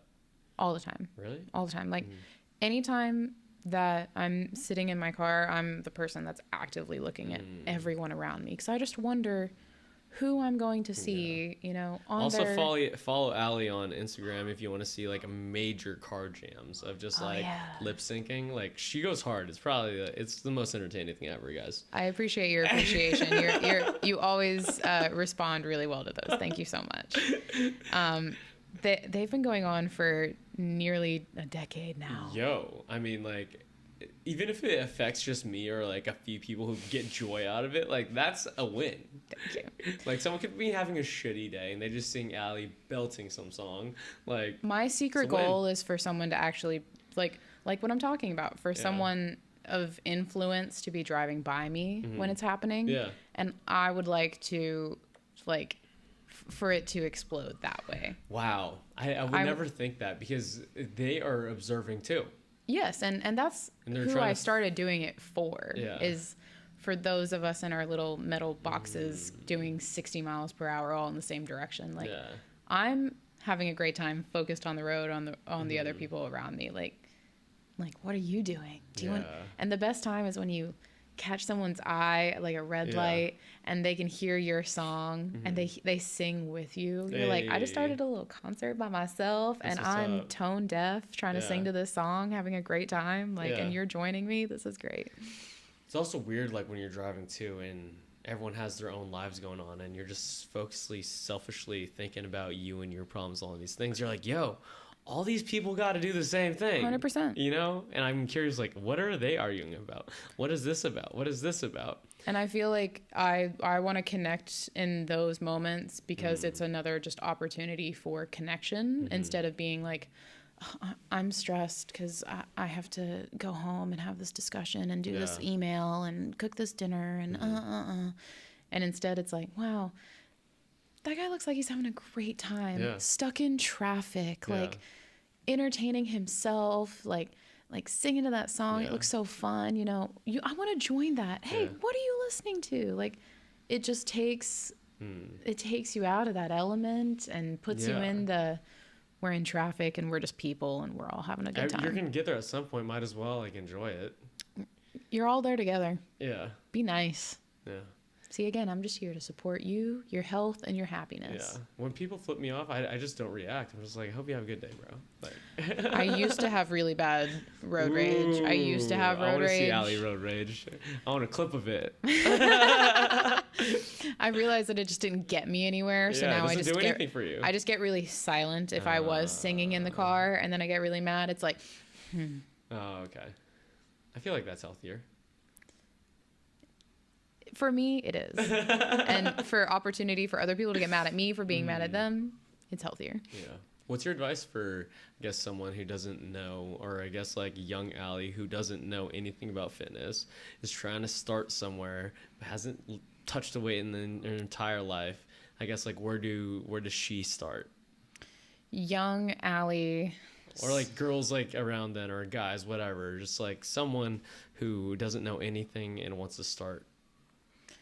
It's find someone whose entire life you would want to emulate.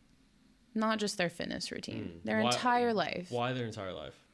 Because that's important when thinking about how their health is. If you're following a influencer and you want to look like them, you know, why do they look that way? Are they healthy?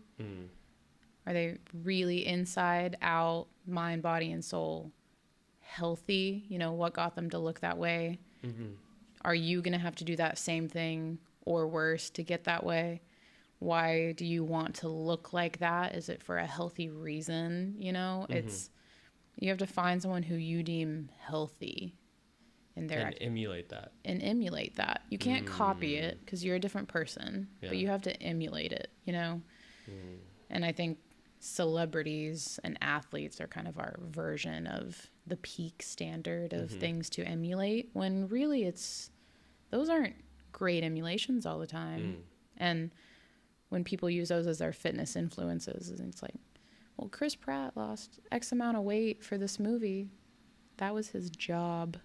Sure. That was his job to lose that weight. Also, I mean, like, for those movies too, which a lot of people don't talk about, is like a lot of actors do use like supplementation of like steroids and a lot of things that you wouldn't think, because their screen presence is so like natty bro, you know. But you're like, in reality, you need to be top 1% in certain areas to have that job. Because you're getting paid a certain amount of money to not only perform your 12, 13, 14-hour job, but to look peak fitness the entire time or whatever, you know, how much pressure for certain jobs. For certain jobs. Yeah. And everyday people need to have everyday goals. And then your everyday goals turn you into extraordinary people. And then you can have extraordinary goals. Yeah, it's like small steps, right? Small steps. Again, like back to the, like, just pick it up, put it down. That's correct. And a long enough time horizon, too. Because if you do simple things long enough, you'll be decent at them. If you do decent things long enough, you'll be good at them. If you're good at things long enough, you'll be great at them, and so on and so forth. And you have to believe in each part of those. Like, people sometimes won't believe that they actually are good at something, and people won't believe that they're getting better at something, or that failing is part of getting better. And do I give up? Do I keep going? Why do you think that is? Why do you think people always have self-doubt that they're not improving, when in reality objectively they are, because of they're doing the same thing over and over again? Because there's too much comparison in our worlds today. We have too many opportunities to immediately put ourselves down by comparison. Yeah. And comparison is just like the thief of joy. Yeah. Like, and it's too at our fingertips, and it's too much even of comparing ourselves to what we're supposed to be, you know? But what are you supposed to be? It started at whatever you thought your goal was, right? Yeah. Ordinary goals. Yeah. Ordinary. Like, and whatever your ordinary day is. If your ordinary day is sitting at a desk for 8 hours straight, your ordinary goal should be walking around for 10 minutes. Yeah. You know, it shouldn't be to sign up for a marathon in a few months. Great for you. Good on you if you do it. But like, most people, that mental hurdle would be insane and unhealthy, maybe unhealthy, maybe damaging, beyond helpful. So depends who you say it to, and as well, of course, because like there could be people who just already have crossed those walls and just like haven't done so in like the past like 20 years. And that's another thing, tapping into something that's already been there, right? It's like, yo, I'm going to train for a marathon and lose 100 pounds because I ran a marathon before and I know what it takes to do it. And then they lose 100 pounds. They're like, and they do it. Yeah. And that's because they have the trust in themselves to do it. They've done it. They know. Yeah. They believe. They've worked hard. What are you most excited for in your life right now? Wow. What a great question. Great question. What am I most excited for in my life right now? This phase of independence is what I'm most excited for right now. It's obviously the oldest that I've ever been. Oh, really? It's the oldest that I've ever been. And it's... Congratulations. Thank you very much. Thank you very much. And it feels like truly the most independent adult that I've ever been. That's such a good feeling. Yes. It's a good feeling to the non-dependence of a mother or father figure. Is very rewarding in the sense that you see a lot of people out here too, just like surviving, and you are past that slightly, you know? I mean, more so. Yeah, like people are really struggling, and the fact that you don't need to rely on anybody but yourself, that like I'm making it out here, like that's a beautiful feeling. I mean, I think a lot of the struggle, you know, is that mental struggle. You know, we're on the grind, we're mentally struggling, and there's a lot of stresses that come every day. Money is always a stress. Sure. You know, health is always a stress. Sure. Happiness is always a stress. But why does it have to be a stress? You know, money... It's because we make it, though. Money will come and go. Yeah. I know worst case scenario, I pack up my stuff and I figure it out. Yeah. Okay, I know that I can figure that out. So the worst case scenario isn't that bad. Yeah. I can move on from that. If I'm not stressed about that, my health is already better. Okay, so I'm not stressed about that. If I have less stresses in my life, I'm already happier. So I don't have to stress about being happy. And it's not that simple, but just telling yourself that everything's under control helps things feel more under control. Say that again? Telling yourself that things are under control helps things feel like they're more under control. Yeah, because back to the confidence thing, I feel like that makes you more confident in what you're doing, and therefore it is under control. you know? It's almost the fake it till you make it mentality, but I hate when people say that. but you learn a lot. Yes. You learn a lot because Yeah. you have to fail to fake it, because no one's that perfect. Yeah. And that's where you learn. And then you just have to believe in what you're learning, and then just keep doing it. Just keep trying, keep trying, keep trying. I find working out to be such a creative thing, because you are helping someone create the body that they want, and you're creating programs that will, I guess, like help lead to that creation, right? So that's like a boom, boom, create and create. I guess, like, how would you describe fitness as creative, and in what way? I would explain it as creative because you have your body to work with. And your body can do so many different things in so many different ways that if you don't limit yourself to the box of what is something supposed to look like, you can make it do nearly anything. You know, if you're thinking that the only way I can pick something up is if I can get all the way to the ground to get it. Well, what if that's not the case? What if that was like the limiter that was stopping a person from picking it up previously? Okay, now I'm going to take that out. Pick it up however you can, you know. Don't worry about what's right, what's wrong. And then they do it, and that's something new. That's your mind creatively problem solving. And then doing something like putting games involved into articulating body movements for the sake of health. Yeah. That's creative. You know? Yeah, I think that all of it, all the above, it's just like, for so long in my life, I've seen fitness as non-creative just because it's so robot-y, you know? And to see it in a creative light after, I guess, like 5 years of training through it, I'm just like, whoa, I'm training all these areas differently. I'm expanding to the running stuff. You're like, okay, we're going to expand this. This is super weird. And let me understand why these people are doing this. Or for the ball kicks. Okay, my hamstring hurt the next day. Why is that? Like, what is the mechanics from that? What was happening in it? You know, like, that's the creative part, because I did this weird movement that I would never think would work those muscles type of deal. But then you have the exact result because you did it and it hurts. Correct. So. And being able to like backtrack that thought of my hamstring hurts. What was I doing to turn on my hamstring in that ball kick? Yeah. How did it turn on my hamstring? You know, being able to like have that skill is also creative. You have to understand. Creative or super self-aware.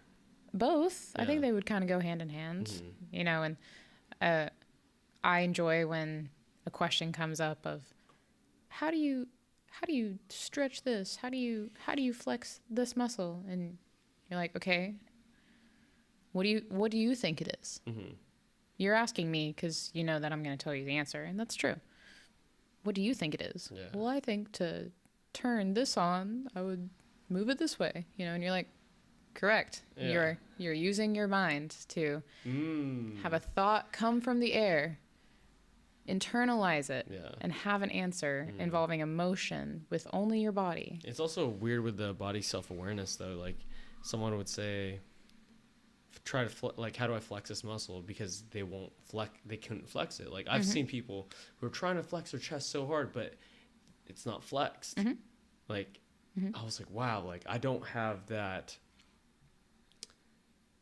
I have a blessing that I can do that. Yes. You know, but then I'll see some weird, crazy mobility stuff on social media. And you're like, whoa. And I'm like, how'd she do that? My body can't do that, but I shouldn't be saying that because it probably could. You just, with the right type of training, you'd get there. And an element of the creative is knowing all the dynamics of body weight and physics and human anatomy, and you learn all those things throughout the job. But the creative part is having to break down something for the first time. Okay, how did that happen? Mm-hmm. How'd you do that? How'd you do that mobility thing? Mm-hmm. And yeah, how do you flex that muscle? And Mm-hmm. then not only maybe breaking it down for yourself, Mm-hmm. but then trying to learn how to explain it to another person, like explaining how to flex something without without touching. Yeah. You know, things like that was what I was learning online 100%. in the Zoom sessions. Mm-hmm. You know, squish your armpits. Yeah. Squish your armpits. Do you feel your chest flexing? Yes. Okay. Hide your armpits for me. That's how you flex your chest. Like That's hilarious. learning things like that, you know, Yeah. and having to explain it in odd ways based on what it feels like for your own body to do it. That's creative. 100%. When like hide your belly button, close all the zippers, all the word cues to explain a physical thing. That's creative. That's super creative. That has to be creative. Because queuing people up without physically touching them and putting them in the right positions with just your words is like, whoa. And having them learn the skill of listening to you without getting out of the position and adjusting to your words without changing anything else. Like that's a challenge. Yeah, it's a huge challenge. That's crazy. There's so many different aspects of personal training that I love, and it's because I learn more about the body from other people's bodies than I do on myself. Yeah. You know? Yeah. It's like, that worked on this person. Like, maybe it'll work for me too. You know? And you wouldn't normally do that movement, but now you do it all the time because you know the benefits that it's helped this one human being that you like kind of like use them as a guinea pig, but you know that it's a safe movement. 100%. Yeah. Hunter's been the guinea pig most of the time. For me. Like he'll just test the mad stuff on himself. Yeah, and I've watched enough injuries of him, me, our clients combined, you know, and previous experience with other people in our sports and our lives to know a right way, a wrong way, a close way, a big fail, you know. So just taking the little nuggets of okay, if you turn your toes in and if you straighten and exhale all at the same time, it seems like your knee problems go away. Yeah. Let's test it on the guinea pig. Let's try. What does fitness do for you? Fitness keeps me healthy. Fitness keeps me going. Fitness helps me validate a lot of my decisions throughout the day. Okay. Yeah, I think fitness keeps me young, especially being young. I feel like there's no excuse for me to not take advantage of what I was genetically and like opportunity wise given. Might as well like use it to every last day that I can because I don't know when my last one is. 100%. Yeah. Yes to everything. Fitness is how I go outside. Fitness is how I socialize now.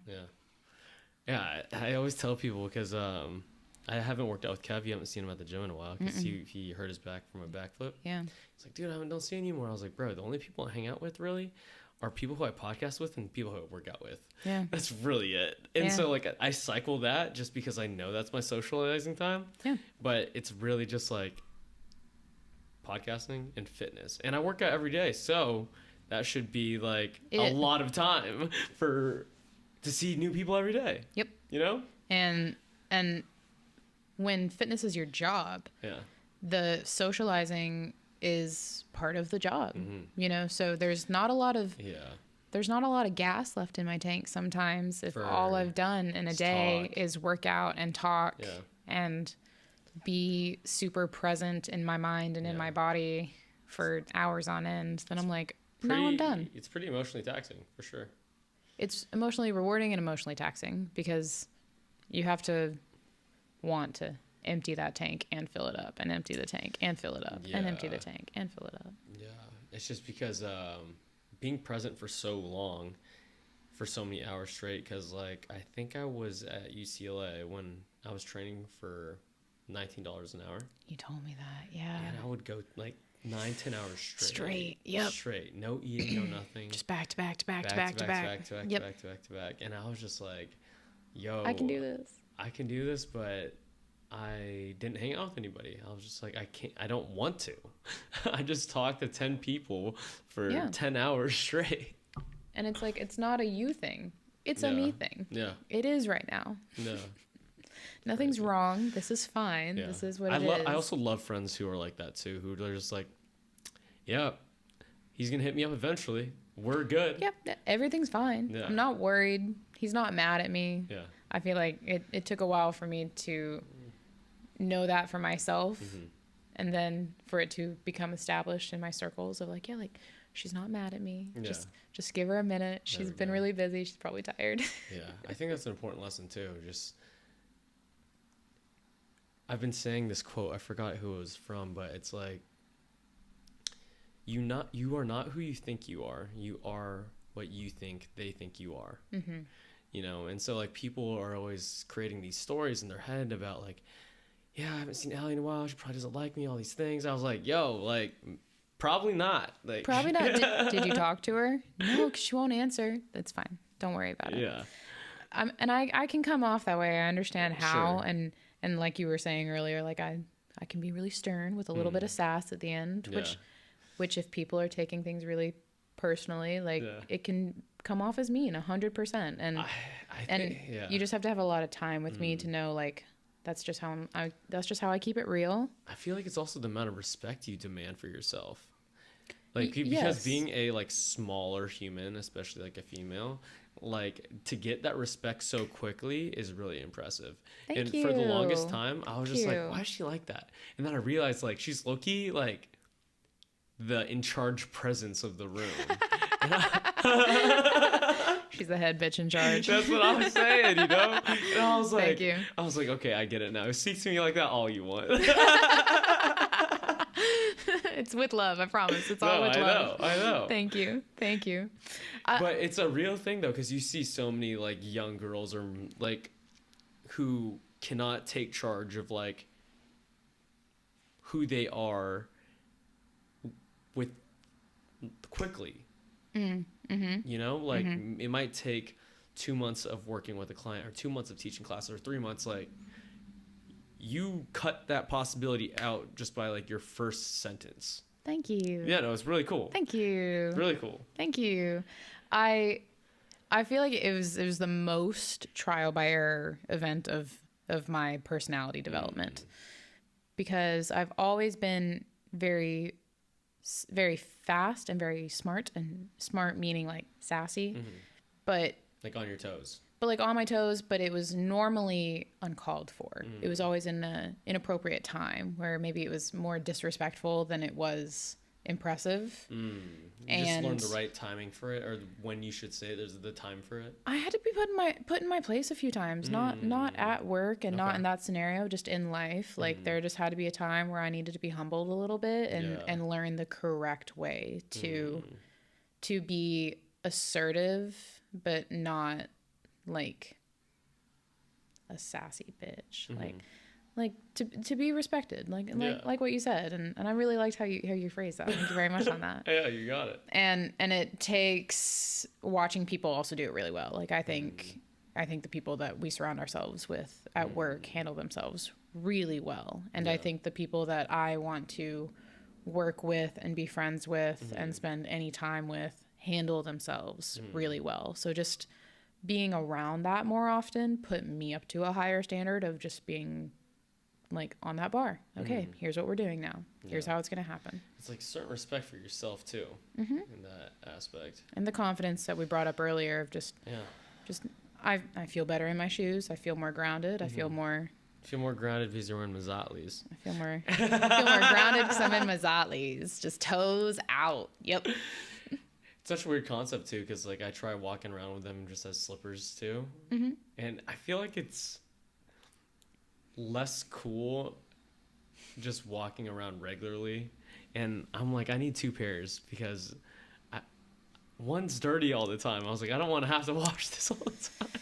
Yeah. I have like a nicer pair that I keep like clean, and they're the all leather ones. Okay. And wearing them in nicer quote unquote events is such an odd feeling, because people are like, why Are you wearing those? why do you look so barefoot right now? Like, this is not okay. And then wearing the dirty ones and just dirty ones out? walking the streets or something. People are like, are you okay? Yeah, like It's funny because like I was wearing like Lululemon joggers, like a nice nice outfit, and then I just have like muddy toes out. It's a weird concept. Oh yeah, and like you're sweaty, you're salty, windblown hair, and dust coming up to your knees. Yeah. But yeah, you're in nice clothes. Like you're smiling, you're clean. Like we're well groomed people. And why do you think people are always caught off guard? Because who else have we seen like that? But 90% of like from the bottom up is normal, quote unquote. Because I think the idea is like, why would you? Why? Because tall shoes are so on the rage, and orthopedics are a big move right now, and the idea of being flat seems unnatural despite how natural it actually is. Yeah. I don't think they would be good for street running at all. Like, I think you would fuck your knees concrete hard. Yeah. You'd need some foam. Yeah, a little bit of foam. Because like I read Phil Knight's like book about how he started Nike and everything, and they did so many test runs with them all the time. Like all the CEOs, all the partners who like started Nike, they would do all these testings, and it's very similar to what Hunter is doing with these. Because we'll have a new version every 3-4 months. Yep. Right. Yep. And they're like, okay, I'm gonna go try them out. And we're gonna put them in the dirt, the sun, the wash, And we're gonna see what works, and then get back to George and fix it and go again. It's really cool to see the development relationship, the process, of it, because that's how good products are made. And I mean, just looking at my circle and the amount of people who have hit me up, be like, what are those? What do they do? What are those? All these things. And me explaining it to them and them wanting a pair because of the way I articulated it, I was like, yo, this thing's going to expand. This cult that we have is going to get big. The toes out. Toes out, bros out. Toes out, bros out, baby. I swear. It's crazy. It's incredible. Cool, and it picked up so much quicker than I would have ever anticipated. And it took a long time for the flat Merrill shoes to like actually kind of pick up. We had a great following and an established group, but just like the new influence of it all, you know, seemed to be like a harder sell. And then as soon as the sandals came out and we all shifted to sandals, I don't know if you've noticed, but like people will take off their shoes coming into the gym now. All the time now. Like just walking in through the door, take off your shoes. Like it becomes a natural inclination to do that when entering the space, because that's your space to use all of your body, including your toes, and it's a safe space for your toes to be out. Well, it's natural in a lot of like karate places, a lot of jiu-jitsu places, gymnastics places. Yes. It's like, take your shoes off, There are sports with no shoes on purpose. I know. Yeah. But, you know, big metal plates around and metal bolts really tend to make shoes a mandatory thing. So then just providing the option to take them off opens up so many doors. Yeah. Because I used to get kicked out of gyms when I was, I think, 19 for wearing just like open-toed shoes, like at the gym. Like no coming way. in a sandal. Yeah. Be like, you can't be in here. I'm like, oh, okay. Like, I'm just kicking them off. And they're like, no. Yeah. Yep. I'm just like, wow. That transition just throughout my lifetime of going to the gym is just wild, especially the things that we're doing right now. I'm just like, I would never think I'd be doing this. I get looked up and down some sideways ways if I'm around like indoor gym professionals, like great bodybuilders or something, you know, where obviously they spend a lot of time on machines and free weights and they're sculpted, you know, but then they acknowledge another fitness person acknowledging that I'm fit and probably in fitness, and then it's like, but why are your toes out? Like, Yeah. it's like, I believe that you're probably good at what you do, but what's going on here? Yeah. You know? And it's so weird because like no one even thinks about it. No. They're just like, they're doing something wrong because they're not in the mass. Yeah. You know? So another concept that I relate this to, that I kind of fell in love with, I've always liked doing the opposite of like what people do. So like in college, I had a golf coach. Wow. And he developed this thing with his student about single length golf clubs. So usually golf clubs are all different lengths. The shorter they are, the shorter they go.